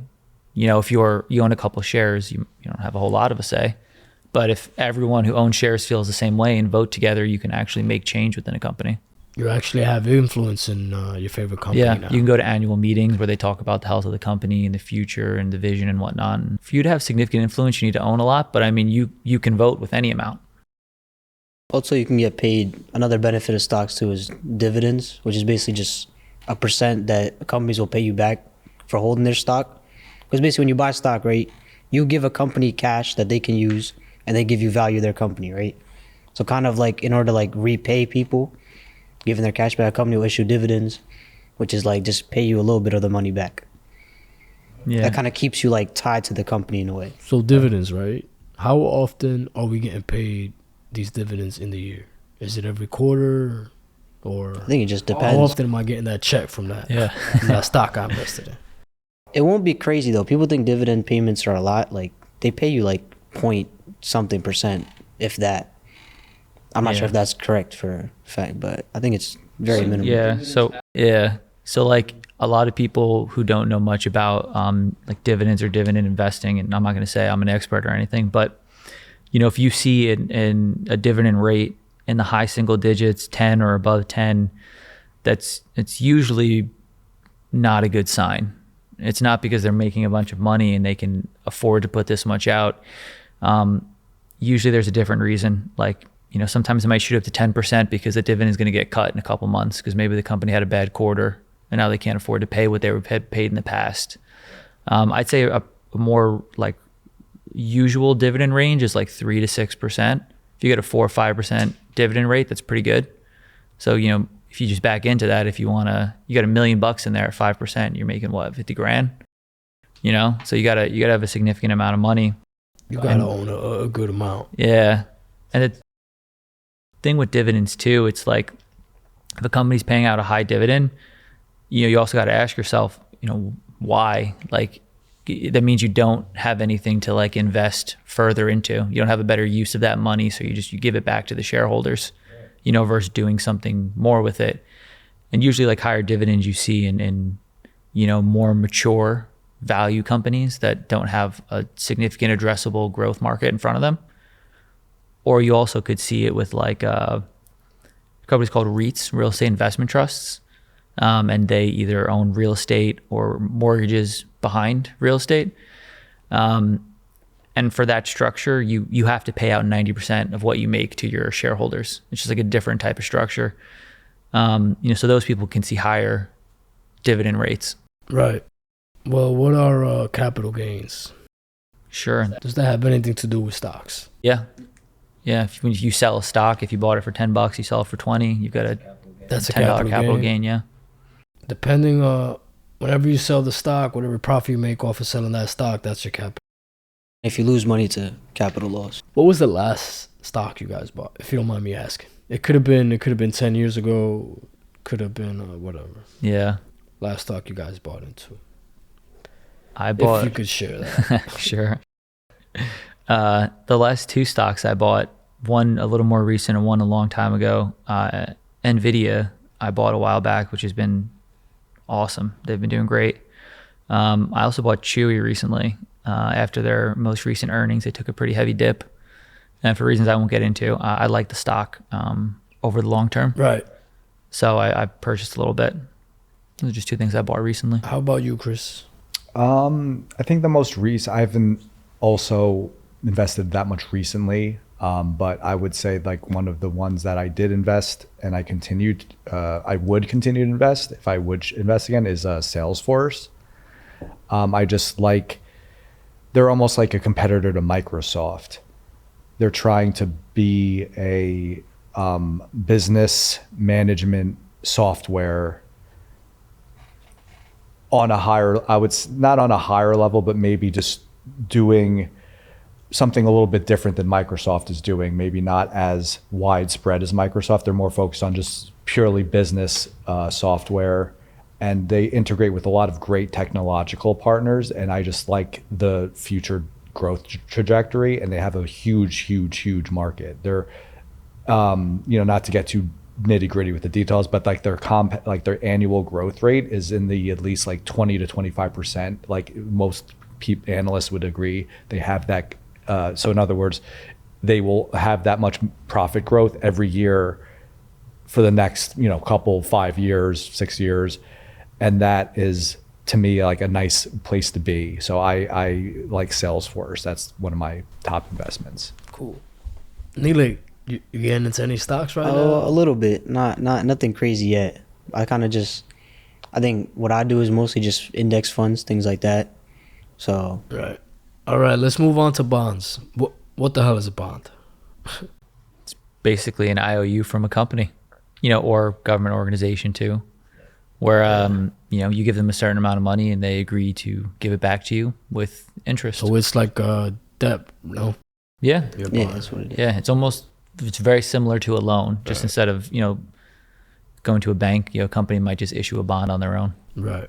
And then there's a lower return on those, right, guys? Much lower return on those? Not necessarily. Like, especially, it's based on interest rates, right? So right now it's like pretty high. So a lot of people that bought bonds now are probably, like, the cost of a bond is a lot higher now, in a way. So if you have bonds now, it's probably pretty good for you.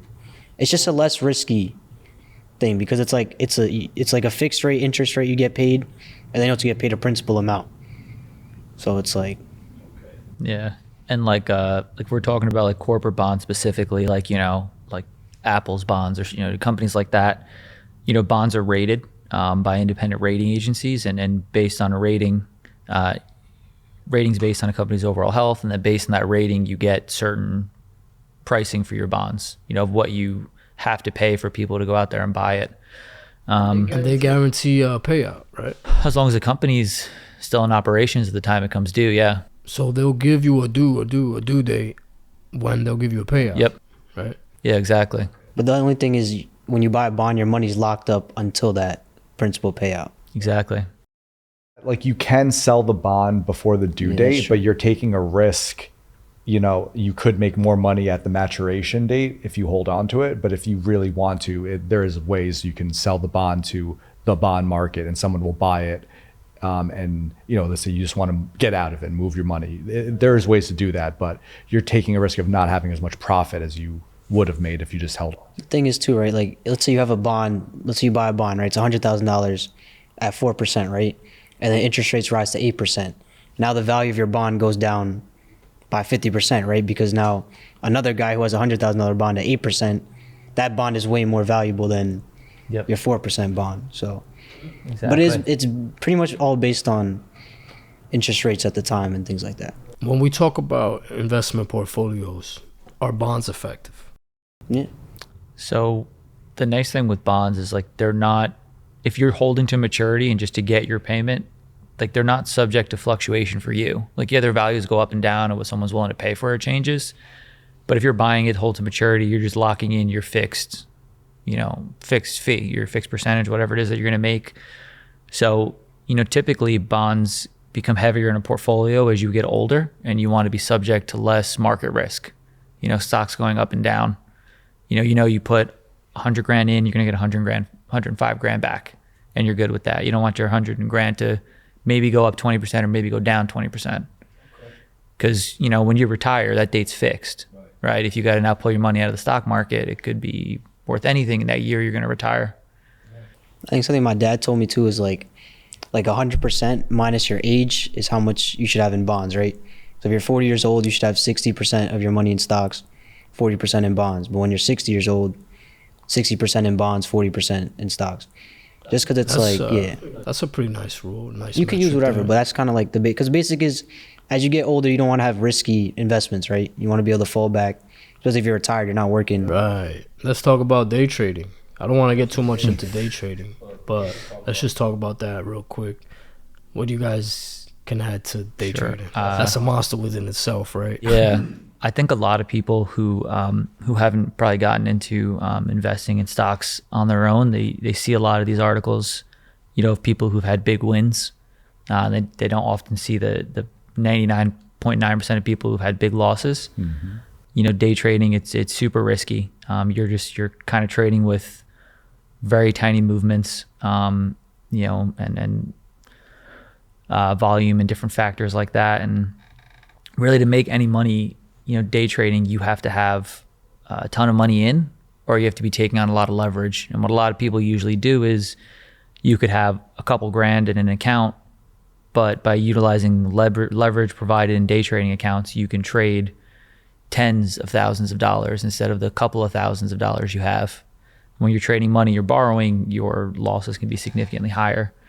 So day trading is something that can be very risky for people who don't understand the nature of it. Very few people make money day trading, but it's essentially you come in and if a stock is $55.05 and you could trade several thousand shares buying it at $55.05 for $55.08, make 3 cents a share 100,000 times, then you can make a lot of money. Goes back to that high frequency thing. Yeah, you're trying to make very, very small per share profits many, many times over.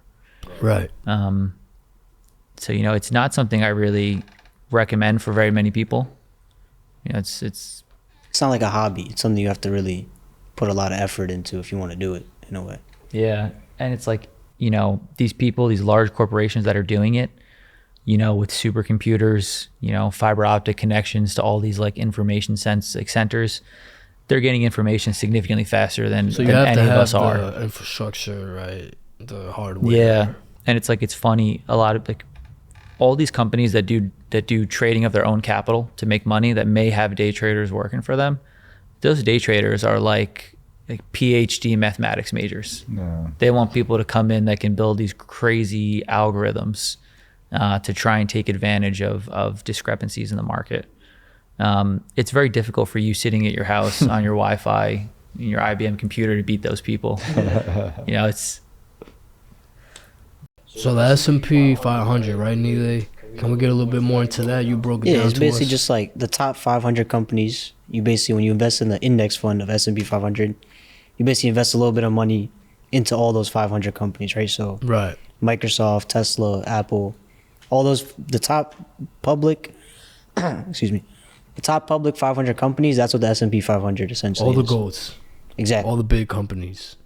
So once you get S&P level, you're kind of like... For sure. Established. You're essentially banking your, growth on the success of the U.S., business and the country as a whole. And that's been one of the safest investments for as long as people have been investing. So it's a pretty good place to be. Because there's index funds that are like international funds, growth funds, all that type of stuff. It's all the same thing, right? It's just a collection of stocks. Roth IRA, guys. We hear that a lot of times, right? It's basically just retirement investing. Can we say that, or am I in the wrong saying that? No, you're yeah, for the most part, it's just retirement investing. There's a couple ways to do some other stuff with it, but there's traditional IRA, which is a separate vehicle for your retirement than a Roth. There's almost like two different buckets you can put your money in. IRA stands for individual retirement account. Is you get taxed when you put your money in a Roth IRA. The traditional IRA is actually almost like a tax benefit. You don't have that income you invest in off the bat taxed. it's a deduction that you originally get. So in other words, whatever income you make that year, you can subtract those IRA deductions for a traditional IRA. But the drawback is that when you withdraw that money in your retirement, it's going to be taxed at your income rate. I was gonna ask you a question. That's at a certain age, right? I think once you hit, I'm not sure if this is correct, but I think once you hit a certain age, it won't be taxed, right? Yes, after age, I believe it's 60, 55 and a half or something like that, you can withdraw it penalty free. You can withdraw it before then. It's just you're going to be having a penalty on top of the tax that you're going to be incurring upon whatever capital gains you made. So the difference between a Roth, contrasting with that, is that the Roth, you do not get that upfront tax benefit. But when you do withdraw that money, you get it tax free. You don't have any taxes upon any of the investment gains you've made up until that point, which could be a very powerful, large number if you've been investing for 30, 40 plus years. So you could have 5 million in there, take it out, and just get all your money back. You have no obligation to pay any of that back. But you can't write off, each time you invest in it, you can't write it off. It's just not, you're paying your full tax obligation of the income you've made. So you can't deduct it. A lot of people like the traditional because they get to pay less personal income taxes when they make it. So it's a drawback. It's like, do you want to save money a little bit now or save money when you're withdrawing your profits later? There's a little bit more to it than that. For example, just to get one big advantage of the Roth IRA, you can withdraw the money tax-free for a house payment, down payment. So if you want to definitely buy a house, a Roth IRA is a nice vehicle because you can withdraw that money tax-free for the down payment on a house. That's one How benefit. early do you think someone should start investing in something like that? As early as possible? As early as possible. Yeah. I mean, I think once you know, hey, I want a Roth or I want a traditional, as soon as you can, because the compound interest is just going to be the more so time much you have the more money in your in there. favor. Yeah. Absolutely. The investments, like I said before, with the U.S. government business, the way it is, it's just one of the most reliable investments you can make. So having that compound growth over time, there's going to be ups and downs, but in general, you're on a rising ship in the U.S. So as early as possible is in your benefit. Yeah. Let's dive into taxes, guys. We love them, right? Yeah. It's our favorite, right? Yeah. Taxes. What the hell is a tax? It's when the government wants their money, right? Yeah, government's taking a portion of your wages to essentially, support running the country. There's 3 different types of taxes, right? The worst is probably the active income tax, right? The one we get taxed on the most. Right? Yeah. Well, what are we getting taxed on? Social Security, Medicare, Medicaid, federal income tax. I told you guys I was going to ask a lot of stupid questions. Yeah. But believe it or not, there are people out there that have no idea Absolutely. what any of this is. Yeah. Well, you have your federal income tax, which, that goes into all the different government programs out there running the government. I mean, you're taxed at your personal income rate, which depends on how much money you're making a year. And then you get taxed at a state level. And then from there, it's Social Security. And I used to lifeguard, and I was making nothing. And I still, you see how much they were taking for my tax I used to get. It's heartbroken. People always say I'm in a different tax bracket. I'm trying to get in that other tax bracket. Well, guess what? You're going to pay more money. One of the misconceptions with that, though, is people think when their income is at that new bracket level, that all of their income is taxed at that level. But the way it works is, whatever number is in the bracket, say from $0 to 20 grand is this rate, your first 20 grand is taxed there. And then your next 20 to whatever is taxed at the next level. So it's like a blended rate at the end. It's not the whole thing at 33 if you're in a 33% rate. Your blended rate's lower. Because that's a misconception people have. Let's say the cutoff is 100,000, right? And you make 101,000. People think, oh, now my money's gonna be taxed. I'd be better off if I made 99,000, right? Yeah. But as you're saying, it's not true, right? Because it's like a ladder. So your first 20,000 is taxed here, next 60 here, and then so on and so forth. Exactly. So you might only have $1,000 that's taxed at 33%. And they're taking 50% off your bonus. 40%. yeah. 40%. Might as well 40. take the Yeah. So if you sign on, might as well take the if whole you sign on bonus with a company, they take 40%. Yeah, it's right around that 40%. What the? Yeah. I just nasty. learned that Yep. the other day. That's actually so nasty. That's disgusting. It's almost man. like people on salary. Disgusting. They're like, bro, just bump up my salary instead of giving me a bonus, right? Yeah, See a you're little going to bit. keep way more. Yeah. That's insane. So now we also get taxed on our portfolio income, right? We don't pay Social Security for that. No. Can we get more into the portfolio income? What incomes come from the portfolio income? Could be dividend income, from dividend payments from your company. It could be interest income. Could be any gains on selling stocks. All those different things. The biggest thing rich people do is they just don't sell. If you, to Chris's point, if you have an index fund that tracks the health and the strength of the U.S., the U.S. and you think it's going to keep going up forever and you don't need to sell it, you can take a loan out on your portfolio, and in that case, you get access to the money as if you sold the stocks, but you don't pay any taxes because you didn't sell it and you had no gain. And at this standpoint, you just look at, what are you paying in interest versus, how much are you making from this index going up, annually. Usually, off the top of my head, I don't know the exact numbers, but a lot of banks will loan you up to 80% of the value of your stock portfolio if they're well reputable companies. And that's that term that gets thrown around, OPM, using other people's money. Exactly. Yep. Let's get into that because I know that's crucial, right? Yeah, it's huge. I mean, I don't know where those rates are at today, but before this recent increase in rates, you get like a 2 or 3% interest rate on those because they're considered very low risk. Because if you don't pay your loan, they'll just take your stocks. Right. And there's an immediate value. It's on the market. Everyone could see what it's worth. They could sell it in a second and get their money back. So they'll give you a certain amount of money based on the value of the stocks, and it'll change daily as the stock values change. And they'll just let you take out a certain amount. And you get a good rate because it's a fairly safe asset for a bank to be lending on. So that's what a lot of wealthy people do. They put their money in stocks, real estate, or even art, and all these things they could take loans out versus selling them. Yeah. What happens if we don't pay our taxes to the IRS, guys? You don't want to do that, right? You don't want to do that. No, you're going to get a very, very hefty fine and penalty. And you'll have to pay that money. You're subject to.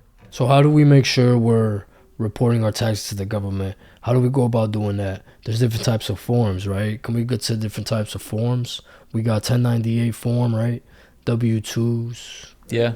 1099s, right? Schedule C's. Yeah. What the hell does that mean? So, I mean, your most common is your W-2, right? If you have a job and you work for an employer and you're not considered a contractor, you get a W-2 at the end of the year. And all the information is in there, what you made, what you owed in taxes, what you paid in taxes, etc. Yeah, 1099s, I'm pretty familiar with those. If you're a contractor, if you're not really working for yourself, but you're making money for other people, like you're a designer and you go to different businesses and perform work, and you get has to be over $600 to report it to the IRS. If you're just making like $500 selling stuff on eBay or helping a friend, and you don't need to report that to the IRS, but anything over $600, you're going to need to get a 1099, and they will have that sent to you with how much money the business paid you, and then that is what you need to report on your taxes. So that way, that's like your income. And there's different types of 1099s, but in general, that's how it works. 1098 forms are like mortgage rates, right? You start paying mortgage taxes. Yeah, so it's I think mortgage interest. Yeah, so you could have it for mortgage interest, which is obviously a write-off for you, and you can also get them if you have like a savings account and you made interest income. So if you got paid 5% from your savings account, you have to pay taxes on that money you earned. So you get a 1098 for that. What is Schedule C? Sure. So it's Schedule C is an additional schedule to your personal tax return, and it's related to operations of a business you own. So how much revenue, expenses, and then profit you made from owning that business. And it's something you have for a business you own 100%. That's why it's reported. The whole business operations are reported on the Schedule C on your return. Right. Can capital gains get offset by capital losses? Sure. Example in practice. Some people at the end of the year like to do what's called tax loss harvesting, which is if you have a couple of stocks you own that are down at this point at the end of the year, you could sell them, record a loss, reinvest those stocks into something else, other stocks that you hope might go up in the future. But now you have a loss that you can write off on your other gains. Right. Just for owning real estate, you're allowed to write off the interest you pay and also your taxes. However, now there's a $10,000 state and local income tax cap now. So like if you pay over $10,000, you're capped at that maximum limit. But you could write it off that way if you own the real estate in your name. Now, if you own the real estate as an investment, you have additional write-offs. So you write off property taxes, interest, utilities, depreciation annually, any repairs or maintenance. Those are all things you can't write off if you own a house in your name. Hot water heater breaks, you can't write that off. If it's an investment, you can. So there are people who purchase the residences that they live in under an LLC because it gives them the option to write off some additional things. Guys, so basically make sure you're getting these forms and you're filling them out because you don't want the IRS to show up and to send you letters to your house. Yeah. So depending on what your position is, depending on what you're doing, make sure you're getting these forms and you're filling them out every year. Right? Yep. The IRS gets those forms too. Yeah. Yeah. If you get a 1099 and you don't put that in there, they know immediately. They already know. So do your end of it, right? And fill that stuff out properly, right? And who can we go to fill these stuff out, Chris? There are like tax advisors you could go to. I would highly recommend anyone who is starting to invest in real estate or consider that as like another income source. You should hire an accountant who can specialize in that and guide you through the process, because it's near impossible for you to manage that yourself in a way that's going to work for you. And also just you have to be so up to date with the new tax laws and policies each year that you don't want to put yourself in a position where you think you're going to be able to take a write-off, but now it's changed and there's a limit. Let's say it was 10,000, now it's like 15,000, and the write-off you think you can take, you really can't, and then you're going to be audited or be at risk for that. Everybody has a job to do. Make sure you hire the professionals. That's right. Yep. Investment portfolios. Let's get into that. Now that we understand stocks, we understand assets, liabilities, all of that, how should we structure our investment portfolio? Should we have X amount of stocks, X amount of bonds, how should we go about doing that? What do you guys recommend? Yeah, I think when you're younger, you can do like 80-20. You can do like 80% stocks, 20% bonds, and that's gonna whatever stocks do well, you'll keep. Whatever stocks don't, you'll sell. And hopefully you'll hold them so that way you can maximize any potential gains you have. And then as you get older, you would probably want to protect some of those gains you made and keep your position strong and invest some of the weaker performing stocks you have into bonds, and make sure that you keep steadily rising. You don't want to be up and down so much, I think, as you continue your investing career. Ideally, you will have done successful and made a lot of money at a certain point, and you don't need to be hungry for so much gains. You just kind of want to protect what you already have had, and that's more important, and that would implicate more of a conservative blend where your stocks are less and maybe your bonds or ETFs and index funds are more invested in it compared to stocks. I think when you get to that super high net worth level, you probably got to there if you'd inherit it from running a business, right? And then you really get wealthy usually by selling it, whether that's via IPO and selling shares or selling the company to another person. At that point, you just have a lot of money. So then you start investing in assets, and your income then becomes, dividend income, interest income, rent from real estate, whatever you might be into. But you are mainly just, your money is making money at that point versus you out there hustling. That's what we were talking about in the beginning, right, guys? That nothing's going to work harder than your money working hard for you. Exactly. And, like someone said it where like you can only work so many hours a day. But if you find out how to properly allocate your money, it's going to work while you're sleeping. It's going to work while you're working, while you're not working. like the thing is, like, even if you're not making, like someone that's making whatever 60, 70 grand a year, they're not making millions of dollars. But if they're smart with their money, it's gonna end up becoming that millions of dollars when they're 40, 50, 60 years old. So you don't have to make $1 million to have $1 million in the future, essentially is what it is. Yep. It's one of those beautiful things. You could jump on a calculator, and if you're young, you're 16, 18 years old, you could say, if I put $50 a month, $100 a month into an S&P index, what would it be when I'm this age? And you're going to be shocked sometimes at the numbers you see. Like, just putting it in an index fund starting at a young age, you'll be a millionaire before you know it. It's definitely impressive. And it's like it's a real thing. That's what people don't realize. Like, it's really like if you actually do it, you will become a millionaire by doing it. It's not just like something people tell you about. You just have to build your way up there, right? Exactly. Just like anything else.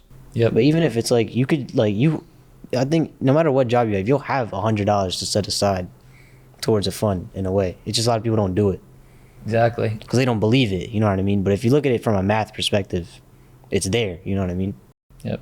And even to touch on that, one of the worst things I see with people is like, you just say you don't have the amount now because you make X and you need to spend it. A lot of people, the second they maybe make a couple more dollars an hour, a couple more dollars a year, they start spending more. They get a slightly nicer brand car, slightly bigger apartment, slightly better food restaurants. And now they're never properly allocating some money away into saving. They're just increasing their life as their money increases. So Warren Buffett drove the same old car. He needs to get a Lambo or something. I don't know. that guy should get a yacht. He should get a Rolls Royce at this point. I don't know what he's talking about. At this point, right? A long time ago. So before I would just say, like, just to add on to what Tom said, like that's what's referred to as lifestyle creep. And lifestyle creep, which in other words is like, as you make more money, you start to spend more, and you're spending in ways that you don't necessarily have to. And it's your lifestyle that's making you think that, oh, this is what I need to do. I have this car. Well, now I need to get all these nice protectant things for my car and, special whatever, But really, go out to nice restaurants, but you don't really need to do that. And then one other thing I think before we move on that we may have not touched on is like, what's the strategy for investing in these stocks, in these, bonds? Like, it's not someone who has never done this before may not know like what you're supposed to do. Like, do you just put $1,000 all at once, or what are you supposed to do? And I think for me, what I've seen is like one of the most proven strategies for achieving that is just called like dollar cost averaging, which in other words, it's like, instead of spending that $200 that you might spend on restaurants and superfluous things that you don't really need, invest it each week. Make sure it's something you can afford to spare, and it's not going to not have you, you feed yourself and, do the things you need to do with your month in your, time during the month.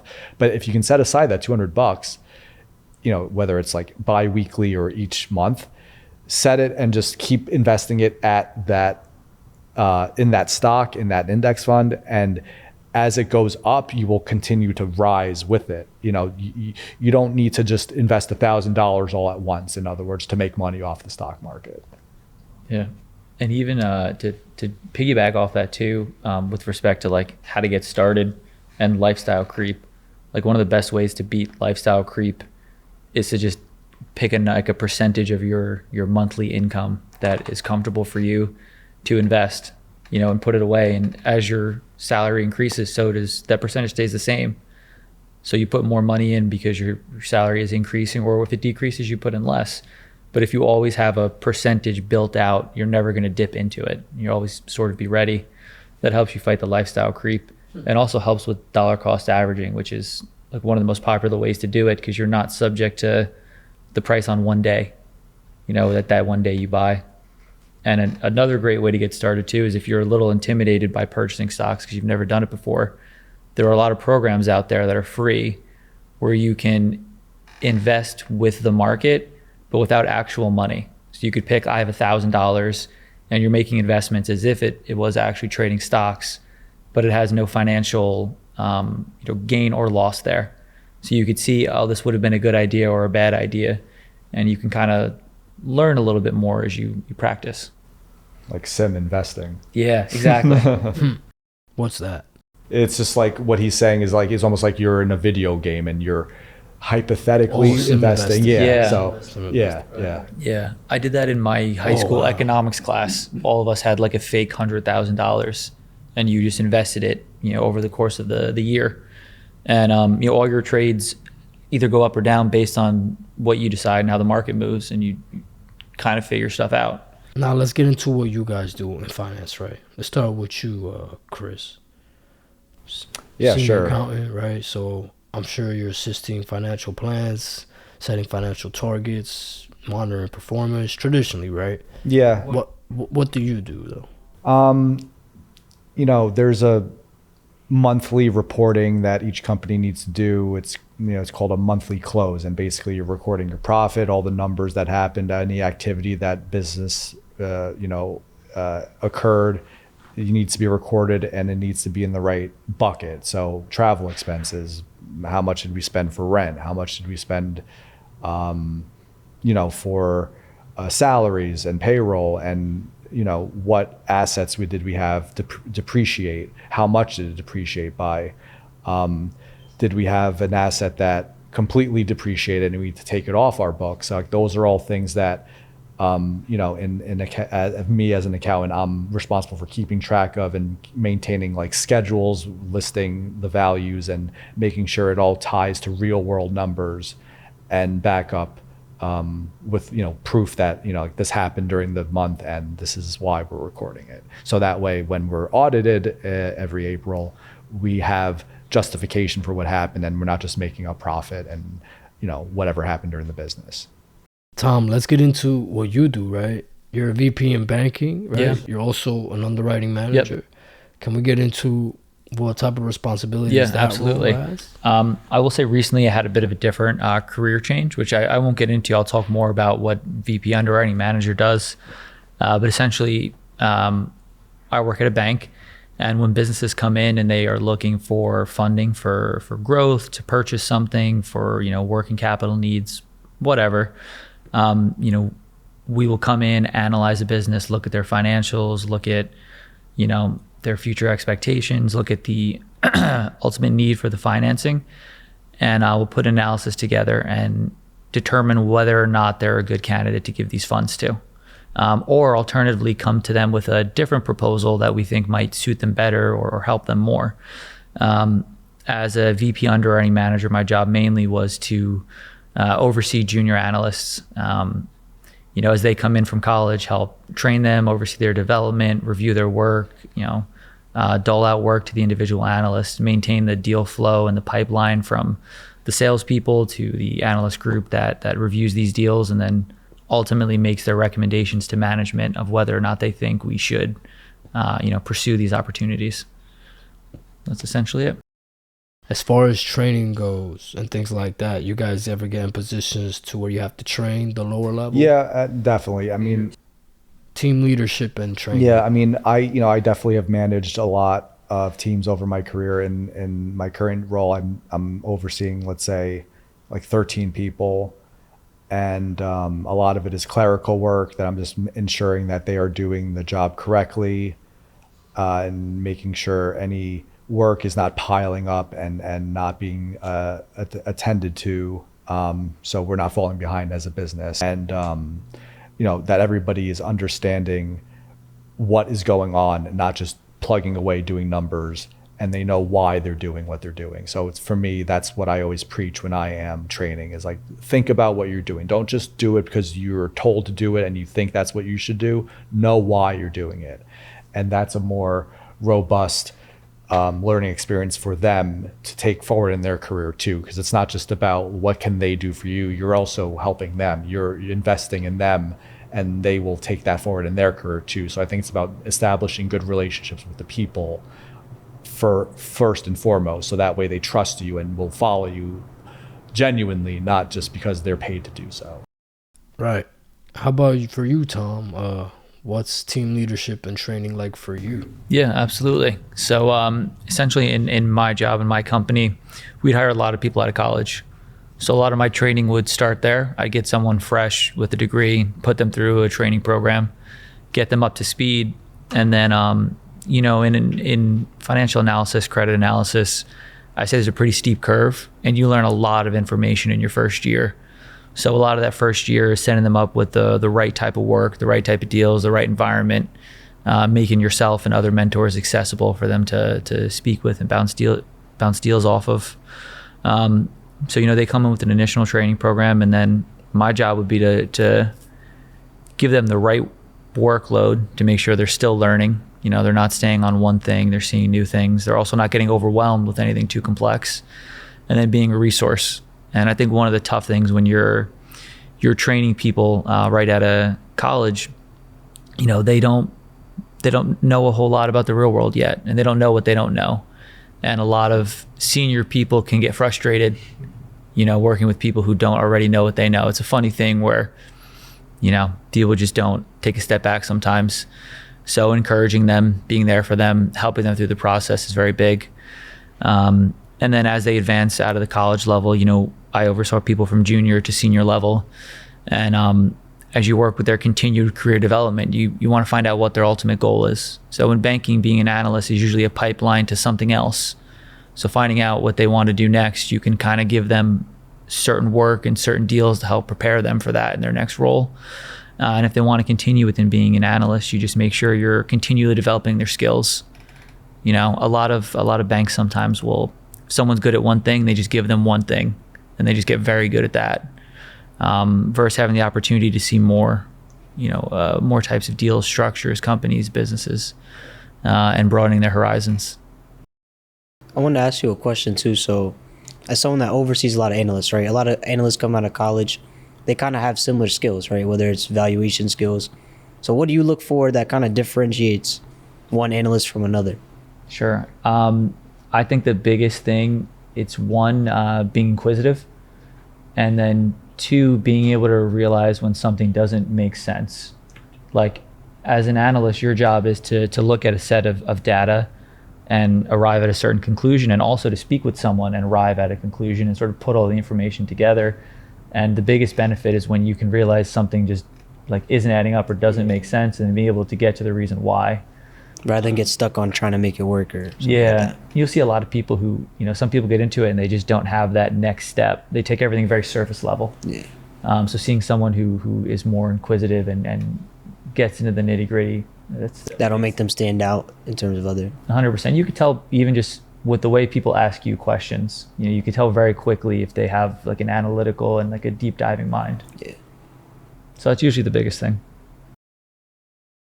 Chris, can we talk about stakeholder management and auditors, etc.? Yeah. Stakeholder management as it relates to the context of like business and the operations, I think is just basically saying that, not everything that occurs in the business has to be known at like every level. Everyone has their jobs, and each department has their own jobs that they need to do.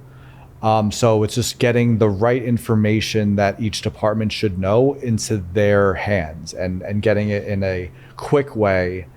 So they're finding out, oh, well, this changed, I need to do something differently, or we may need to rethink things, because now I know some new information. And that is a huge problem in most businesses, is that the flow of information it's like, you can say it's a lack of transparency almost. There's like, no one knows what's going on until like they find out about it through somebody else, and then it's not really like the business is keeping everyone informed. It's not a good environment for a business to be in.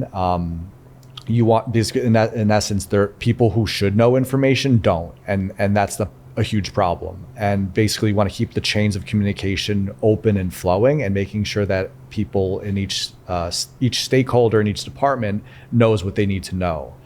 And as it relates to auditors, all it is just, each year an audit will occur, and you need to make sure that you can provide questions to answers. They will answers to questions that they will have, and you need to explain. And basically, going to the different shareholders is going to be how you can justify, well, hey, this looks kind of weird. Like, why did you have no profit here, but then another one you made like 3 times profit on this business activity? And you need to be able to justify, well, hey, this fell through. We had a special sweetheart deal because this guy knows his wife and the business owner and them are close. So that's why we made this much money. And it's being able to justify it so that way it's not, you know, in essence, you're trying to prevent the appearance of money laundering and the fact that like you're not a real business. That's kind of what an audit is trying to show. Making sure you're not washing that bread. Pretty much. Making sure you're not washing that bread. Yeah, for sure. So what school did you guys graduate from? Rutgers. Neither. You going to NYU? How about you? University of Connecticut. Go Huskies. All right. How many years did we all do here in college? 4 years. 4 years. Okay. Just happy to get out of there. Any cool college stories that pertain to like finance? It doesn't have to be party stories. Just any cool college stories that pertain to finance. Maybe while you guys were in college, a new market opened up, or like something happened in the world of finance that you guys can share with us today. I mean, Bitcoin Whether started. it was in college or interning. Yeah, Bitcoin started its explosion when I was in college. That was huge. Missed out on some opportunities. Wish I'd there. known about it back then. Yeah, right. God. You know, a non-party story at UConn is kind of like finding a diamond in a haystack. We can talk about the party stories. I just want to keep it on. No. It's in all seriousness, I think one of the most interesting anecdotes I have is I had a marketing. It might have been a business. It wasn't marketing. It was a business like strategy class, and we had a project. You had to manage a car business, and basically you worked with the team to we're all against each other, you know, who made the most money and whatnot. But to me, the most enlightening thing was that I had the experience of, you know, it was almost like a simulation, you can say, of like a car market and people buying cars, and you had to make decisions like, hey, how many models of this car do we make? SUVs, blah, blah, blah, you know. So throughout that, one thing that sticks to me to this day was that I noticed, and then it was in the simulation, and I guess it had to have been off real world, you know, figures in some way, but the trend of, you know, going to modern days of, you know, how basically car dealer companies are pushing the crossover, not the car, not an SUV. It's kind of like a car and an SUV at once. And they're exclusively almost selling SUVs kind of cars. They're going away from like the sedans and like the smaller cars in favor of like larger SUV cars. That was exactly how the market played out in our simulation. I remember we came in first, and it was because like I don't know if it was just me, but I remember I noticed the highest profit margin were in SUVs. So I was like, hey, let's just put the money where it worked. Let's invest exclusively into SUV production. And we made the most money because we just put all of our, like, we didn't only spend it on SUVs, but we heavily invested in it. And to me, it was just funny the way the car market evolved to match that simulation, that now that's what car companies are doing, and they're making the most profit off of just making SUVs. So I just thought that was an interesting experience. Right. The sim was accurate. It was. Yeah. It's rare for a college student. Good job. Yeah. I will say, probably not a finance story, but maybe even just like advice for people entering college or currently in college. Like, some of the most benefit you're going to get out of college is the networking that you do while you're there. And one of the things I didn't take advantage of as much as I wish I would have was, you know, you make your friends and you hang out with your friends, and, you know, you party and you do activities and whatnot. But, you know, networking with the people in your classes, in your field, that are then going to go work, you know, in the same field as you, is going to benefit you exponentially. You're going to see these people again in your working life at similar companies, and knowing these people, having them put in good words for you is it's just going to be a huge benefit. So, you know, take your time to meet your classmates, meet your other people in your fields, meet people maybe a year or two older than you who are going to enter the working field a little before you. And, you know, it'll help you a lot. most of your first jobs will be off of referrals and networking, and maybe your second, third, fourth, and fifth jobs. So make some friends. Building relationships. Yeah. Number one thing in business. 100%. What led you guys to decide that you wanted to get into finance? What was it? Sure. You don't have to go into crazy detail. Yeah. Absolutely hated writing. Every aspect of it. Was good at math my whole life. And then I had an economics class my senior year of high school where we did the stock market game. We traded stocks. I was like, this is the most fun thing I've ever done. And then I got to college and they told me if I picked business, all I had to do was one writing course. So I said, that's great. Business, finance, I'm in. Picked what I was good at and what I liked. So Change now. I do for finance. For me, it's a lot of writing. It's crazy. Yeah? It's like ridiculous. We have like 2 essay writing courses that are like mandatory. that's crazy. For me, it was intro to business writing. That was it. And the whole class was you need to write everything in 1 page or less. If you couldn't make it less than a page, you failed. Yeah, it's crazy. It's a great class. Anything you can share there? I didn't go to school for business originally. I actually was in psychology and neuroscience at first. So bit of a completely different direction, 180 from more of a science to a very practical number-based field. But what happened was that I had a realization that any good job I was going to get in a science would necessitate a advanced degree. It would require a master's or a PhD or PsyD, which is a psychology doctorate. And I realized that, hey, I'm about to graduate. I'm being told that this is the worst job market. It was 2009, 2010. So that was kind of peak economic uncertainty at that time. And I wanted to be able to know that I can support myself when I graduated. And I had an accounting class. It was accounting 101, and the professor, I still remember his name, Dick Kohanek. He said that, hey, this isn't exactly what I wanted to do with my life, but it led me to have a decent life, and I'm happy with the way it turned out. So I thought, like, hey, that's practical, that's wise. If I really hate it, I can leave and go back to school. And that led me to take more business classes, and I did good at them. So I ended up switching my major from psychology and neuroscience to getting into the business school, which I luckily did through connections and networking that I had. And I ended up becoming an accounting major just because I realized I was good at it. So how about you, Nile? What made you decide to do finance at NYU? I think similar to him, similar to Tom, I was also very math focused, especially in high school. So I think I kind of like that aspect of it.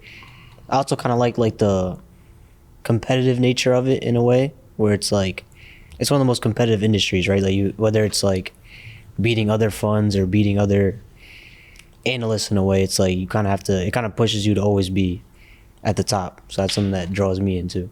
Definitely got to stay sharp when it comes to money, business, and finance. Any advice that you guys have for the youth on understanding how corporations, companies work?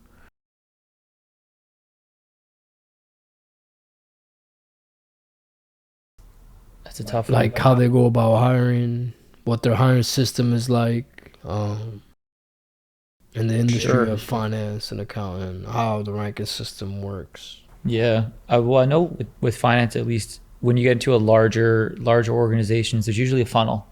So they want to hire college kids every single year, and then they develop those kids over a couple years, and they know either they're going to advance in the company or go elsewhere. And then there's a lot of smaller and mid-sized companies that their whole recruiting is based off getting those people who don't stay there, and they don't hire as many college kids. So one of your best bets in finance is to just get into one of those track programs if you can, where they hire you right out, they put you through training. By the time you're done with training, you're now an asset that other companies will try and come get.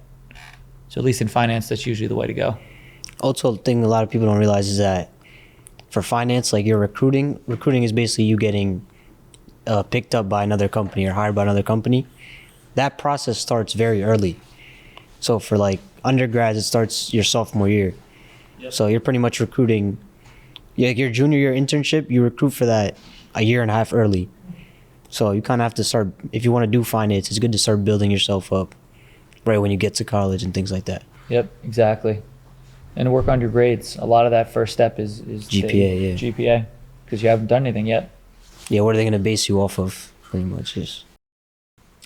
And yeah, I would just add to that by saying that, you know, the job interviewing and the first kind of big job interview you have is a very stressful process, and it can be very intimidating. And I would just say, don't be afraid to say what you don't know. If they're asking you questions and you don't know the answer, just say it. No one knows everything, and own it. You know, what they want to see is that you can handle pressure in a positive way and not scramble and say things that don't really make sense. I think you want to just stay within yourself and not extend yourself too much, and just, you know, speak to your strengths. And, you know, if you're the right fit, it'll make sense. They'll want to hire you too, but don't overthink or overstress the process too much, because you can end up not presenting yourself the way you really should, and do yourself shortchange yourself in that way.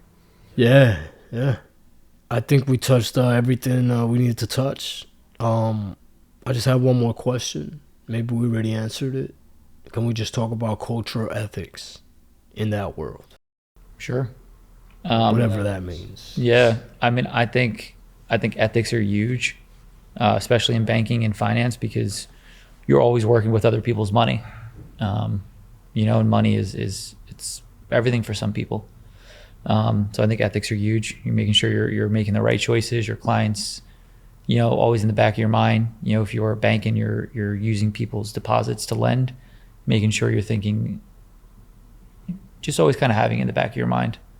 I think it's important to be ethical and make sure you're not making improper decisions.